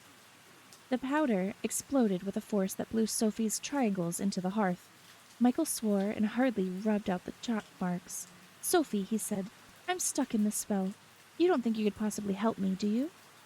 Just like someone bringing their homework to their granny, Sophie thought, collecting triangles and patiently laying them out again. Let's have a look, she said cautiously. I don't know anything about magic, you know. Michael eagerly thrust a strange, slightly shiny paper into her hand. It looked unusual, even for a spell. It was printed in bold letters, but they were slightly gray and blurred, and there were gray blurs, like retreating storm clouds around the edges. See what you think, said Michael. Sophie read. Go and catch a falling star. Get, with child, a mandrake root. Tell me where all past years are, or who cleft the devil's foot. Teach me to hear the mermaid singing, or to keep off envy's singing, and find what wind serves to advance an honest mind. Decide what this is about. Write a second verse yourself. It puzzled Sophie exceedingly. It was not quite like any of the spells she had snooped at before. She plowed through it twice, not really helped by Michael eagerly explaining as she tried to read. You know, Howl told me that advanced spells have a puzzle in them. Well, I decided at first that every line was meant to be a puzzle. I used soot with sparks in it for the falling star, and a seashell for the mermaid singing, and I thought I might count as a child, so I got a mandrake root down, and I wrote out lists of past years from the almanacs, but I wasn't sure about that. Maybe that's where I went wrong. And could the thing that stops singing be dock leaf? I hadn't thought of that before. Anyway, none of it works. I'm not surprised, said Sophie. It looks to me like a set of impossible things to do. But Michael was not having that. If the things were impossible, he pointed out reasonably, no one would ever be able to do the spell. And, he added, I'm so ashamed of spying on Howl that I won't be able to make up for it by getting the spell right. Very well, said Sophie. Let's start with decide what this is about. That ought to start things moving, if deciding is part of the spell anyway. But Michael was not having that either. No, he said, it's the sort of spell that reveals itself as you do it. That's what the last line means. When you write the second half, saying what the spell means, that makes it work. Those kinds are very advanced. We have to crack the first bit first. Sophie collected her blue triangles into a pile again. Let's ask Calcifer, she suggested. Calcifer who? But this was yet another thing Michael did not let her do. No, be quiet. I think Calcifer's part of the spell. Look at the way it says tell me and teach me. I thought at first it meant teach the skull, but that didn't work, so it must be Calcifer. You can do it by yourself if you sit on everything I have to say, Sophie said. Anyway, surely Calcifer must know who cleft his own foot? Calcifer flared up a little bit at this. I haven't got any feet. I'm a demon, not a devil. Saying which, he retreated right under his log, where he could be heard chinking about, muttering, lots of nonsense. All the rest of the time, Sophie and Michael were discussing the spell. By the time the puzzle had got a grip on Sophie, she packed away her blue triangles, fetched pen and paper, and started making notes in the same sort of quantities that Michael had. For the rest of the day, she and Michael sat staring into the distance, nibbling quills and throwing out suggestions at one another. An average page of Sophie's notes read, Does garlic keep off envy? I could cut a star out of a paper and drop it. Could we tell it to Howl? Howl would like mermaids better than Calcifer. Do not think Howl's mind honest. Is Calcifer's? Where are past years anyway? Does it mean one of those dry roots must bear fruit? Plant it? Next to dockleaf? In seashell? Cloven hoof. Most things but horses. Shoe a horse with a clove of garlic? Wind? Smell? Wind of 7-league boots? Is Howl devil? Cloven toes and 7-league boots? Mermaids in boots. As Sophie wrote this, Michael asked equally desperately, could the wind be some sort of pulley? An honest man being hanged? That's black magic, though. Let's have supper, said Sophie. They ate bread and cheese, still staring into the distance. At last, Sophie said, Michael, for goodness sake, let's give up guessing and try doing just what it says. Where's the best place to catch a shooting star? Out on the hill? Worthaven marshes are flatter, Michael said. Can we? Shooting stars go awfully fast. So can we in 7-league boots, Sophie pointed out. Michael sprang up, full of relief and delight. I think you've got it, he said, scrambling for the boots. Let's go and try. This time, Sophie prudently took her stick and her shawl, since it was now quite dark. Michael was turning the doorknob blue side down when two strange things happened. On the beach, the teeth of the skull... on the bench, the teeth of the skull started chattering, and Calcifer blazed right up the chimney. I don't want you to go, he said. We'll be back soon, Michael said soothingly. They went out into the street in Porthaven. It was a bright, balmy night. As soon as they had reached the end of the street, however, Michael remembered that Sophie had been ill that morning and began worrying about the effects of the night air on her health. Sophie told him not to be silly. She stumped gamely along with her stick until they left the lighted windows behind, and the night became wide and damp and chilly. The marshes smelled of salt and earth. The sea glittered and softly swished to the rear. Sophie could feel, more than see, the miles and miles of flatness stretching away in front of them. What she could see were bands of low bluish mist and pale glimmers of marshy pools, over and over again, until they built into a pale line where the sky started. The sky was everywhere else, hung huger still. The Milky Way looked like a band of mist risen from the marshes, and the keen stars twinkled through it. Michael and Sophie stood, each with a boot ready on the ground in front of them, waiting for one of the stars to move. After about an hour, Sophie had to pretend she was not shivering, for fear of worrying Michael. Half an hour later, Michael said, "May is not the right time of year. August or November is best." Half an hour after that, he said in a worried way, "What do we do about the mandrake root?" "Let's see to this part before we worry about that," Sophie said, biting her teeth together when she spoke, for fear that they would chatter. Some time later, Michael said, "You go home, Sophie. It's my spell after all." Sophie had her mouth open to say that this was a very good idea when one of the stars came unstuck from the firmament and darted into a white streak down the sky. "There's one!" Sophie shrieked instead. Michael thumped his foot into his boot and was off. Sophie braced herself with her stick and was off a second later. Zip! Squash! Down far out in the marsh, with mist and emptiness and dull glimmering pools in all directions, Sophie stabbed her stick into the ground and managed to stand still. Michael's boot was a dark blot standing just beside her. Michael himself was a sploshy sound of madly running feet somewhere ahead. And there was the falling star. Sophie could see it, a little white descending flame shape a few yards beyond the dark movements that were Michael. The bright shape was coming down slowly now, and it looked as if Michael might actually catch it. Sophie dragged her shoe out of the boot. "Come on, stick," she crowed. "Get me there." And she set off on a top hobble, leaping across tussocks and staggering through pools, with her eyes on that little white light. By the time she caught up, Michael was stalking the star with soft steps, both arms out to catch it. Sophie could see him outlined against the star's light. The star was drifting level with Michael's hands and only a step or so beyond. It was looking back at him nervously. How odd, Sophie thought. It was made of light.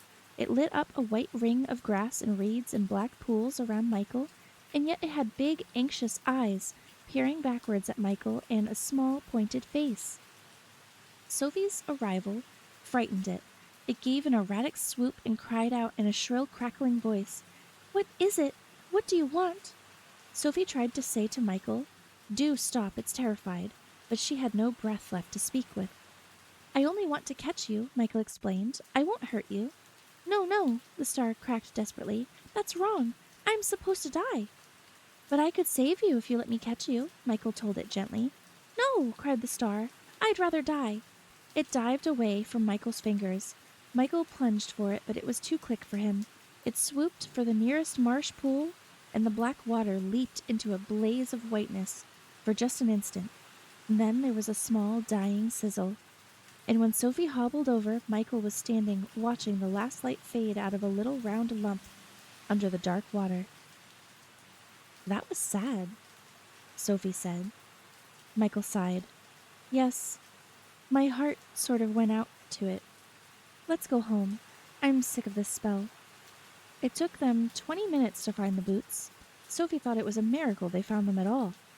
"You know," Michael said, as they trudged dejectedly through the dark streets of Port Haven, "I can tell I'll never be able to do this spell. It's too advanced for me. I shall have to ask Howl. I hate giving in, but at least I'll get some sense out of Howl now that Letty Hatter's given in to him." This did not cheer Sophie up at all. And that's the end of chapter 9. Oh, hi, Boomy. Oh, Boomy, if you're still here, I don't know if you're still here, but hello. I love you. Thanks for stopping in. Oh, my goodness. All right. Let's posture check, everyone. If you're shrimping, please unshrimp with me, okay? Oh, my gosh. Oh, I love this book. It's a good one, isn't it? Okay, let's hydrate and then we'll read another chapter. Oh, thank you, Luke. Luke, it's midnight. Time for you to go to bed, okay?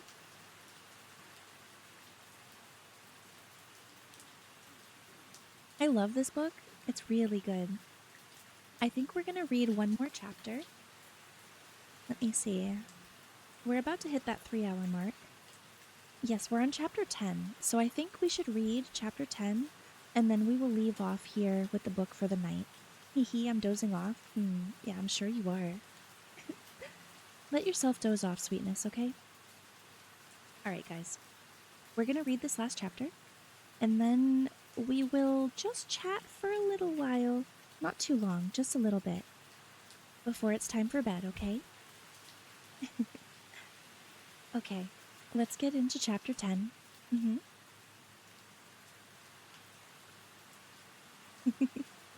Sleep is for the weak. No.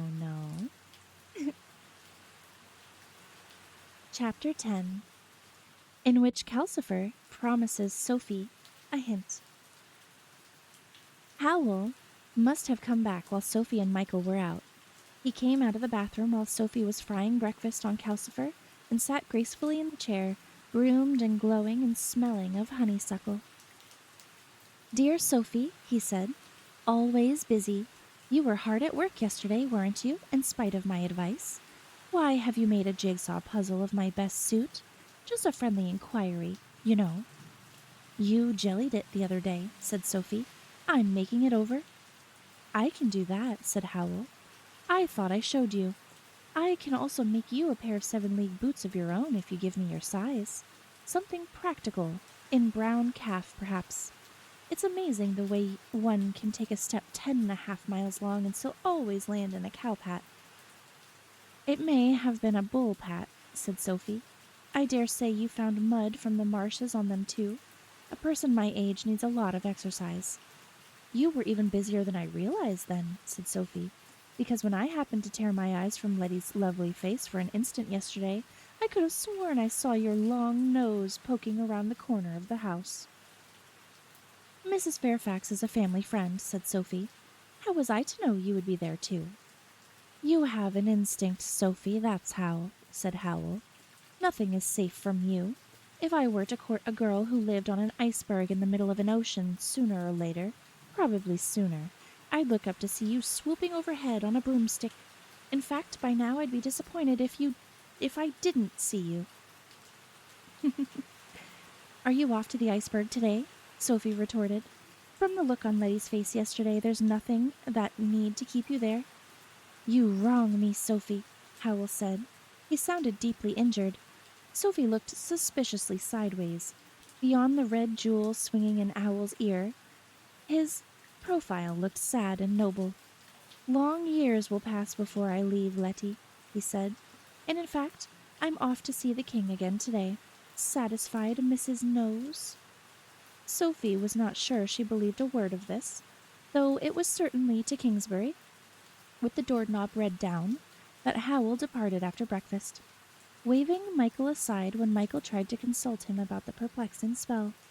Michael, since he had nothing to do, left too. He said he might as well go to Circe's. Sophie was left alone. She still did not truly believe what Howl had said about Letty, but she had been wrong about him before, and she had only Michael and Calcifer's word for Howl's behavior after all. She collected up all of the little blue triangles of cloth and began guiltily sewing them back into a silver fishing net, which was all that was left of the suit. When someone knocked at the door, she started violently thinking it was the Scarecrow again. "Porthaven door," Calcifer said, flickering a purple grin at her. That should be all right then. Sophie hobbled over and opened it, blue down. There was a cart horse outside. The young fellow of 50 who was leading it wondered if Mrs. Witch had something which might stop it casting shoes all the time. "I'll see," said Sophie. She hobbled over to the grate. "What shall I do?" she whispered. "Yellow powder, 4th jar along on the 2nd shelf," Calcifer whispered back. "Those spells are mostly belief. Don't look uncertain when you give it to him." So, Sophie poured yellow powder into a square of paper as she'd seen Michael do, twisted it smartly, and hobbled to the door with it. "There you are, my boy," she said. "That'll stick the shoes on harder than any 100 nails. Do you hear me, horse? You won't need a smith for the next year. That'll be a penny, thank you." It was quite a busy day. Sophie had to put down her sewing and sew. With Calcifer's help, a spell to unblock drains, another to fetch goats, and something to make good beer. The only one that gave her any trouble was the customer who pounded on the door in Kingsbury. Sophie opened it red side down to find a richly dressed boy not much older than Michael, white-faced and sweating, wringing his hands on the doorstep. "Madam Sorceress, for pity's sake," he said, "I have to fight a duel at dawn tomorrow. Give me something to make sure I win. I'll pay any sum you ask." Sophie looked over her shoulder at Calcifer, and Calcifer made faces back, meaning that there was no such thing ready-made. "That wouldn't be right at all," Sophie told the boy severely. "Besides, dueling is wrong." "Then just give me something that lets me have a fair chance," the lad said desperately. Sophie looked at him. He was very undersized and clearly in a great state of fear. He had the hopeless look of a person who always loses at everything. "I'll see what I can do," Sophie said. She hobbled over to the shelves and scanned the jars. The red one labeled Cayenne looked the most likely. Sophie poured a generous heap of it on a square of paper. She stood the human skull beside it. "Because you must know more about this than I do," she muttered at it. The young man was leaning anxiously round the door to watch. Sophie took up a knife and made what she hoped would look like mystic passes over the heap of pepper. "You are to make it a fair fight," she mumbled. "A fair fight, understand?" She screwed the paper up and hobbled to the door with it. "Throw this in the air when the duel starts," she told the undersized young man, "and it will give you the same chance as the other man. After that, whether you win or not depends on you." The undersized young man was so grateful that he tried to give her a gold piece. Sophie refused to take it, so he gave her a 2-penny bit instead and went away, whistling happily. "I feel a fraud," Sophie said as she stowed the money under the hearthstone. "But I would like to be there at that fight." "So would I," cracked Calcifer. "When are you going to release me so I can go and see things like that?" "When I've got even a hint about this contract," Sophie said. "You may get one later today," said Calcifer. Michael breathed in towards the end of the afternoon. He took an anxious look round to make sure Howl had not come home first, and went to the bench, where he got things out to make it look as if he had been busy, singing cheerfully while he did. "I envy you being able to walk all that way so easily," Sophie said, sewing a blue triangle to silver braid. "How was my niece?" Michael gladly left the workbench and sat on the stool by the hearth to tell her all about his day. And then he asked about Sophie's. The result was that when Howl shouldered the door open with his arms full of parcels, Michael was not even looking busy. He was rolling around on the stool laughing at the duel spell. Howl backed into the door to shut it and leaned there in a tragic attitude. "Hit you all," he said. "Ruin stares me in the face. I slave all day for you all, and not one of you, even Calcifer, can spare time to say hello?" Michael sprang up guiltily, and Calcifer said, "I never do say hello." "Is something wrong?" asked Sophie. "That's better," said Howl. "Some of you are pretending to notice me at last." "How kind of you to ask, Sophie. Yes, something is wrong. The king has asked me officially to find his brother for him, with a strong hint that destroying the Witch of the Waste would come in handy too. And you all sit there and laugh." By now it was clear that Howl was in a mood to produce green slime any second. Sophie hurriedly put her sewing away. "I'll make some hot buttered toast," she said. "Is that all you can do in the face of tragedy?" Howl asked. "Make toast? No, don't get up. I've trudged here laden with stuff for you, so the least you can do is show polite interest. Here." He tipped a shower of parcels into Sophie's lap and handed another to Michael. Mystified, Sophie unwrapped things. Several pairs of silk stockings, 2 parcels of the finest cambric petticoats, with flounces, lace, and satin insets, a pair of elastic side boots in dove gray suede, a lace shawl, and a dress of gray watered silk trimmed with lace that matches the shawl. Sophie took one professional look at each and gasped. The lace alone was worth a fortune. She stroked the silk of the dress. Odd. Michael unwrapped a handsome new velvet suit. "You must have spent every bit that was in that silk purse," he said ungratefully. "I don't need this. You're the one who needs a new suit." Howl hooked his boot into what remains of the blue and silver suit and held it up ruefully. Sophie had been working hard, but it was still more whole than suit. How selfless I am, he said, but I can't send you and Sophie to blacken my name to the king in rags. The king would think I didn't look after my old mother properly. Well, Sophie, are those boots the right size? Sophie looked up from her odd stroking. Are you being kind, she said, or cowardly? Thank you very much, and no, I won't. What ingratitude! Howl exclaimed, spreading out both arms. Let's have green slime again, after which I shall be forced to move the castle 1,000 miles away and never see my lovely Letty again. Michael looked at Sophie imploringly. Sophie glowered. She saw well enough that the happiness of both of her sisters depended on her agreeing to see this king. With green slime in reserve. You haven't asked me to do anything yet, she said. You've just said I'm going. Howl smiled. And you are going to, aren't you? All right. When do you want me to go? Sophie said. Tomorrow afternoon, said Howl. Michael can go as your footman. The king's expecting you. He sat on the stool and began explaining very clearly and soberly just what Sophie was to say. There was no trace of that green slime mood now that things were going Howl's way. Sophie noticed. She wanted to slap him. I want you to do a very deliberate job, Howl explained, so that the king will go on giving me work like the transport spells, but not trusting me with anything like finding his brother. You must tell him how I've angered the Witch of the Waste and explain what a good son I am to you, but I want you to do it in such a way that he'll understand I'm really quite useless.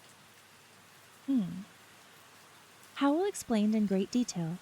Sophie clasped her hands round the parcels and tried to take it all in, though she could not help thinking, if I was the king, I wouldn't understand a word of what the old woman was driving at.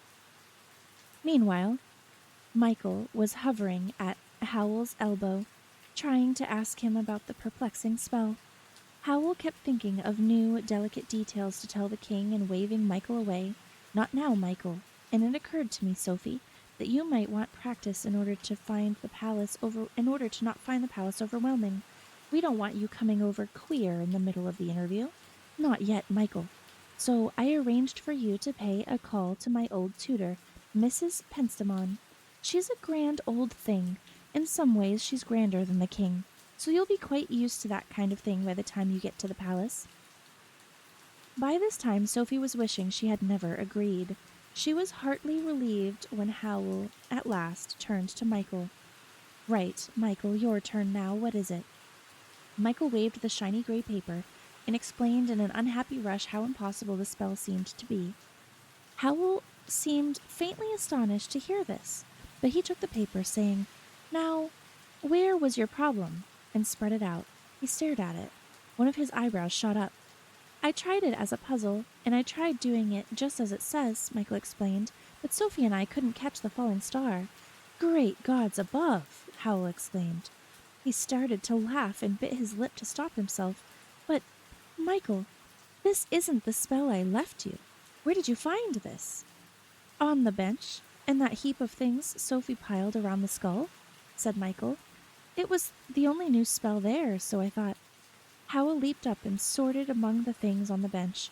Sophie strikes again, he said. Things skidded right and left as he searched. I might have known. No, the proper spell's not here. He tapped the skull thoughtfully on its brow, shiny dome. Your doing, friend? I have a notion you come from there. I'm sure the guitar does. Sophie dear. What? Said Sophie. Busy old fool. Unruly Sophie, said Howl. Am I right in thinking that you turned my doorknob black side down and stuck your long nose out through it? Just my finger, Sophie said with dignity. But you opened the door, said Howl, and the thing Michael thinks is a spell must have gotten through. Does it occur to either of you that it doesn't look like spells usually do? Spells often look peculiar, Michael said. What is it really? Howl gave a snort of laughter. Decide what this is about.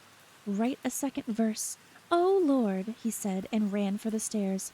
I'll show you, he called as his feet pounded up them. I think we wasted our time rushing around the marshes last night, Sophie said. Michael nodded gloomily. Sophie could see he was feeling a fool. It was my fault, she said. I opened the door. What was outside? Michael asked with great interest. But Howl came charging downstairs just then. I haven't got that book after all, he said. He seemed upset now. Michael, did I hear you say you went out and tried to catch a shooting star? Yes, but it was scared stiff and fell in a pool and drowned. Thank goodness for that, said Howl. It was very sad, Sophie said. Sad, was it? Said Howl, more upset than ever. It was your idea, was it? It would be. I can just see you hopping about the marshes, encouraging him. Let me tell you, that was the most stupid thing he's ever done in his life. He'd have been more sad if he chanced to catch the thing. And you... Calcifer flickered sheepishly in the chimney. What's all this fuss about? He demanded. You caught one yourself, didn't you? Yes, and I... Howl began, turning his glass marble glare on Calcifer, but he pulled himself together and turned to Michael instead. Michael, promise me you'll never try to catch one again. I promise, Michael said willingly. What is that writing, if it's not a spell? Howl looked at the gray paper in his hand. It's called Song. And that's what it is, I suppose. But it's not all here, and I can't remember the rest of it. He stood and thought, as if a new idea had struck him, one which obviously worried him. I think the next verse was important, he said. I'd better take it back and see. He went to the door and turned the knob black down. Then he paused. He looked round at Michael and Sophie, who were naturally enough both staring at the knob. All right, he said. I know Sophie will squirm through somehow if I leave her behind, and that's not fair to Michael. Come along, both of you, so I've got you where I can keep my eye on you. He opened the door on the nothingness and walked into it. Michael fell over the stool in his rush to follow. Sophie shed parcels right and left into the hearth as she sprang up too. Don't let any sparks get on those, she said hurriedly to Calcifer. If you promise to tell me what's out there, Calcifer said. You had your hint, by the way. Did I? Said Sophie. She was in too much of a hurry to attend. And that's the end of chapter 10. Oh, in perfect timing. We're at the 3-hour mark, so we have a little bit of time to just chit-chat afterwards. Your voice is so relaxing. Oh, Tree, thank you for saying so. And thank you for all of the gift subs today. Seriously, I'm at a loss. Thank you. Thank you so much. I hope you guys have had fun with this book so far. It is a really, really good read. A really entertaining read, too, if I do say so myself. So let's hang out for a bit, chat, yeah? That's a kicker of it just being a song, I suppose. But I don't know if song, because the way it was written in the book wasn't just song. It was capital S, and it was in quotes.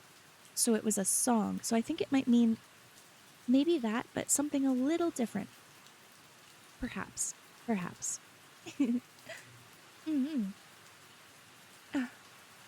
I don't want to... My gut instinct, of course, is to ask what you guys think is going to happen next, but I'm sure a lot of you guys have already seen the movie or read the book before.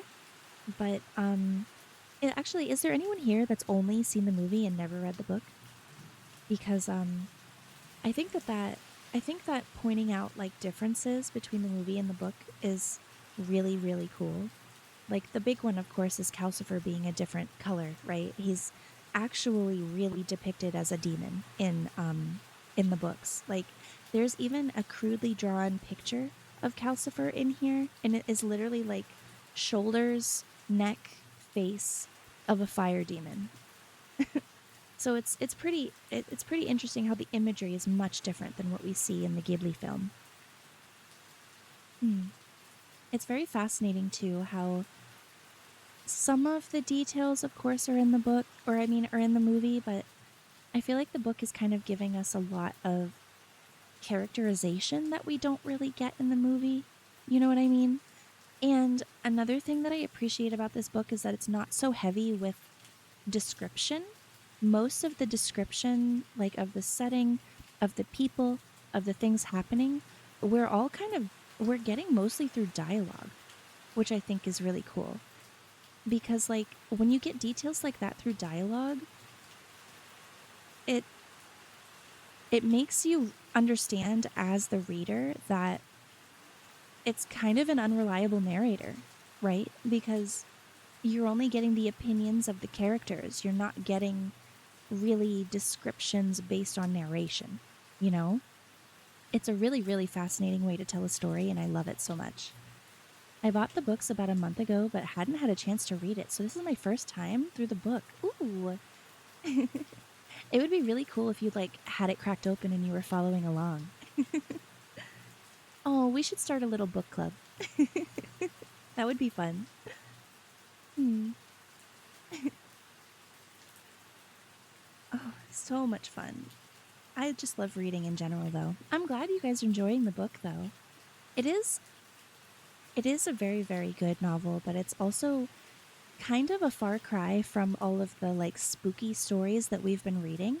So, I dig it. It's a nice change of pace. It's I feel like it's a very like bouncy cadence to the way the book is read too. Much, much different. I own this book and have read it dozens of times, but now that you are reading it to me for the first time, I am completely immersed in the story. Oh, really? Is it like the difference between like when you're reading it yourself, it might be hard to like grasp the concepts, but when someone tells it to you, maybe it's a little bit easier to like have the picture form in your mind, you know? I always wonder about that because I do like for example, audiobooks, I do really like. But I always find that when someone else describes a book to me, like if it's being read to me, like I am reading to you guys right now, the images in my head that are painted might be conveyed differently or look differently than what they would look like if I was, you know, reading it silently to myself. You know what I mean? The cast makes the book sound so much better. Oh, yeah? It does. It does. It does feel better when I'm reading it too. Like outside of the first time I read it. Bouncy mentioned. Oh, hi Ember. Welcome back. Welcome back. Good morning. Good afternoon. Good afternoon. It's probably 1:30 for you now, right? I'm trying to catch on. Maybe it's 2 o'clock. Almost 2 o'clock for you. I think it's how you perceive the cadence compared to how I do in my own head. Oh, examples, areas where you apply emotion when I wouldn't have. Oh, I see. I see. I don't know why I do that. I don't know why I do that. I don't know if it's just like the affliction of the characters. I think the characterization in this book is one of my favorites. Like the personality. I can't stop talking about the personalities. They're just so fun. So yeah. So yeah. And I'm also pretty aware that like I don't have a British accent by any means, but the places that are being depicted in this story are very much like not like they're like market chipping. Like it's very much like a it feels British to me. Because you're amazing. End of explanation. Oh, okay. Uh do you really think so? Gee, thanks. Thank you. We need cast to make audiobooks. I would, man. If someone paid me for it, I would. I actually looked into thank you for not arguing. I'm not gonna I'm not gonna do that. I'm not gonna do that. If you think I'm amazing, then that's all I need to know. Your opinion of me is all that I care about. But what was I saying? Oh yeah, I did look into reading actual audiobooks, and it's a little bit harder than you might think. I don't necessarily have like a quote portfolio. And I looked into uploading my ASMR readings to like YouTube for like podcast style stuff. And I think the copyright is a lot of red tape that I don't know how to get around yet. So eventually that is one of my long-term goals, but we shall see. We shall see. And thank you for the head pat. You really should make audiobooks. I totally agree. I would love to. That would be a dream of mine, I think. And then it would make me feel a bit better about like when I stumble over words or stutter a little bit. or like if I accidentally read a word wrong, you know? Because when you do an audiobook, you can like pause, rewind, retake. Once we get you to the top of Twitch list, they will be kicking your door down so they can have your voice.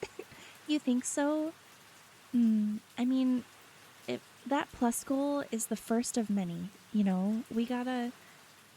If we reach that plus goal, it will be so much more likely for me to hit partner, you know? We gotta bully publishers. I know so. Okay, okay. I believe you. I believe you. If you know so, I believe you.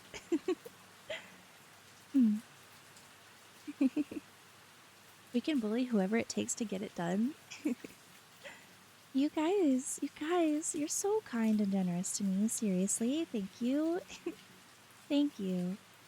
I would be nothing without you guys. I know this is like, you guys love to spoil me and I appreciate it, but this is also a team effort. Like, all of the things that I do, I wouldn't be possible without you guys. And like, vice versa. You guys wouldn't have a space that I'm cultivating without me, you know? So it's nice to see all of this kind of come to fruition through teamwork. It's nice to feel like I can be vulnerable with you guys and go, "Hey, this is really what I need to be successful at this." And the fact that you're just like, "Okay, bet, let's double down and do it," you know? But Miss Ma'am, what? The only way to get around it would be to give full credit to the book publisher and author and to completely remove all minimization from the video. And even then, there's still a chance to get taken down or struck. Yeah, exactly. So for now, all I'm doing is copying over my VODs to my VOD channel. Monetization, I think. Oh, okay, I see. For now, all I'm doing is copying over my VODs to my VOD channel. And if they get smited, then they get smited. But for now, I've been safe. For now, I have been safe, yes. Gosh. Yeah. Removing the monetization. And then, like, what would be the point? You know, like, if I upload things like that to YouTube, I want to monetize them. You know what I mean? That would be the end goal anyway. But I don't know. Maybe in a few years' time, a casket podcast would be in the air, you know? Oh, thank you so much for the follow. Welcome to the afterlife, my friend. Welcome. I hope you find yourself at home here. We wouldn't be this amazing community if it wasn't for you being here to begin with. Value what you put the effort into building, because I am just a spectator and I'm incredibly proud. Oh, thank you. I mean, you are correct. I have put a lot of effort into this, trust. Like, I've been doing this for a full year, and it really, it like simultaneously feels like it's been that long and then doesn't at the same time. Like, there are some days when I go live and I'm just like, I feel like I'm brand new all over again. And then there are some days where I'm just like, oh, this is so easy. I've done this so many times, you know? But you're right, I do put a lot of effort in. I am constantly working behind the scenes on super secret things that I can't wait to show you. And I cannot wait to share them. I have yet to be smitten, but Cass strikes me as a heckin' cutie. Aww. I have yet to be smitten. You have yet to be smitten. Well, that's okay. I don't need everyone in my chat to be smitten. I just want to be your friend. And, Computer Geek, you definitely helped me out a lot. More than I think you realize.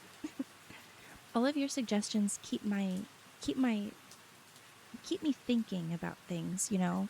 There are some things that I am not capable of, and then there are some things I don't know that exist that you suggest, and it's very kind, you know?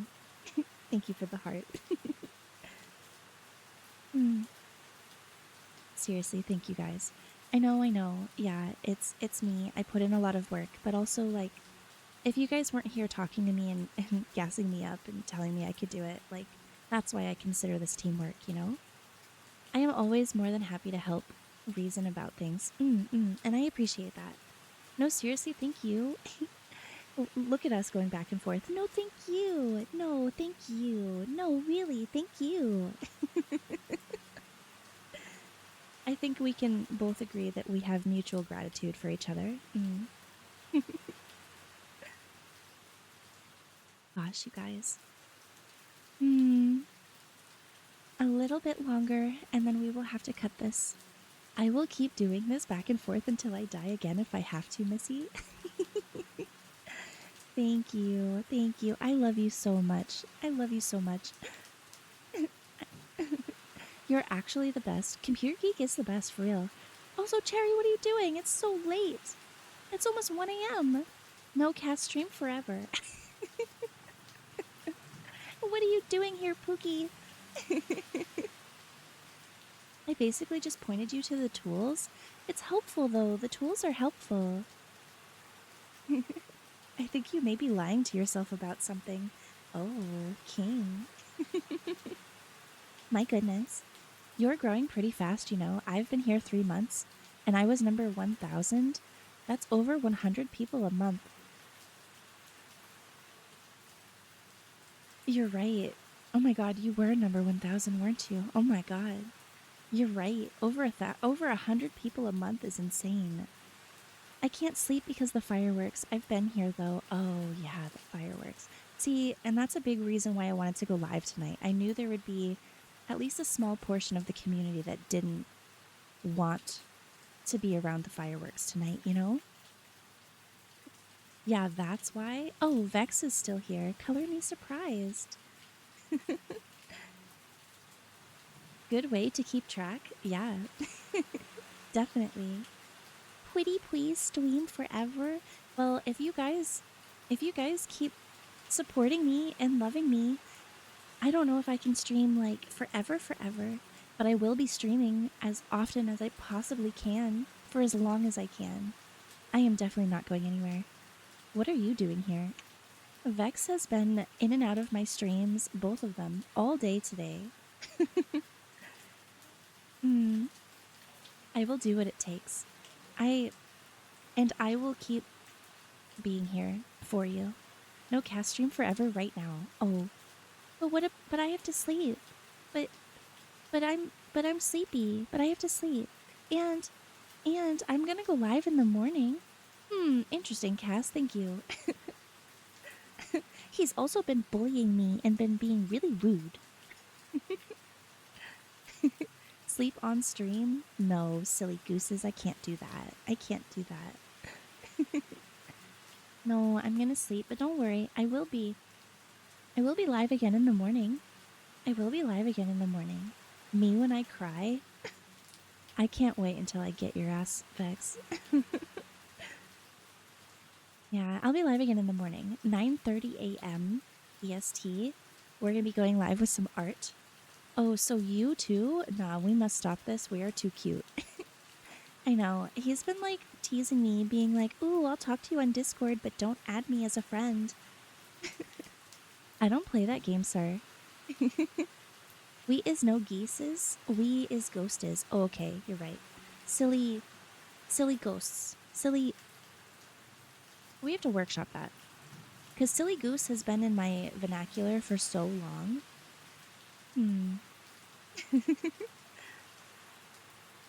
We is no geeses. Are you talking about me on Discord?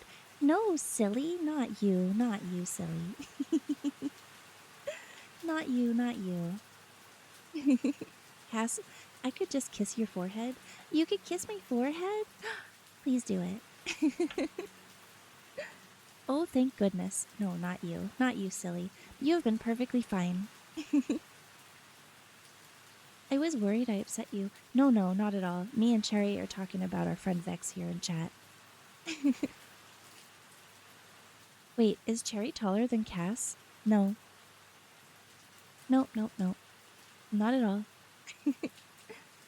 I'm not. I'm taller than Cherry by what? A couple inches? Something like that? Really? Yeah. I'm 5'10". I'm not like incredibly tall, but quote friend. Press X for doubt. I really am 5'10". I'm not incredibly tall. Just a little. Just a little tall. Hmm. Oh my gosh. The peepo cherries are crazy good. They're so good. You are uppies optimized. Cutie pie height. Cutie pie height. 5'10" is cutie pie height? Oh. So Sherry is 5'8". I'll let her tell you. I'll let her tell you that. Yes, ma'am. I have a feeling you would say that no matter what height I was. You already told me? Okay. We'll see about that. You are correct. Oh, thank you. You got me. Oh, shucks. I'm onto your ways. Oh, chat. We're gonna have to find another cozy streamer to raid. I heard I am the same height as the ghostie. Oh, you're 5'10" too? Yes, I am 5'10". Yes, yes, yes. Mhm. Oh, yeah. Okay. Let's see. Sherry. Oh, wait. Sherry Birkin? Like from Resident Evil from last night? I wish Opal was on. It is kind of late for her, I will say. She's not usually live at this time.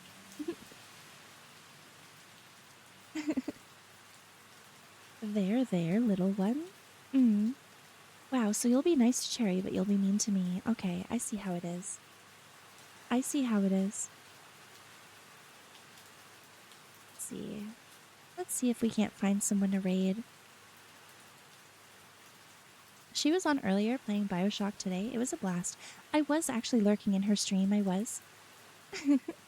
I'm gonna die. No, he's being mean to me. Oh.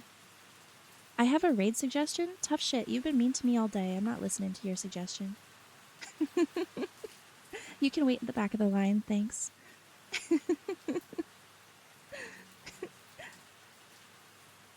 There was a side swipe with that one? Oh? Oh, really? Let's see. Let's see.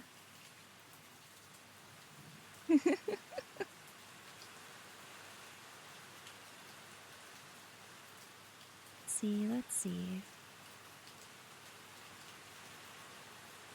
I think I'm gonna raid Kisa. Kisa's trying to partner push right now, and I'd love to support her in that. And, she looks like she's playing Suika. Hell yeah. And I love her a lot, so we'll go ahead and we'll raid her for sure. Good night, bestie. Get good rest. Thank you, Cherry. Thank you. I know I didn't say much this stream, but I enjoyed. Oh, Jackal, you've been here? Oh, Jackal, I didn't know. I would have greeted you.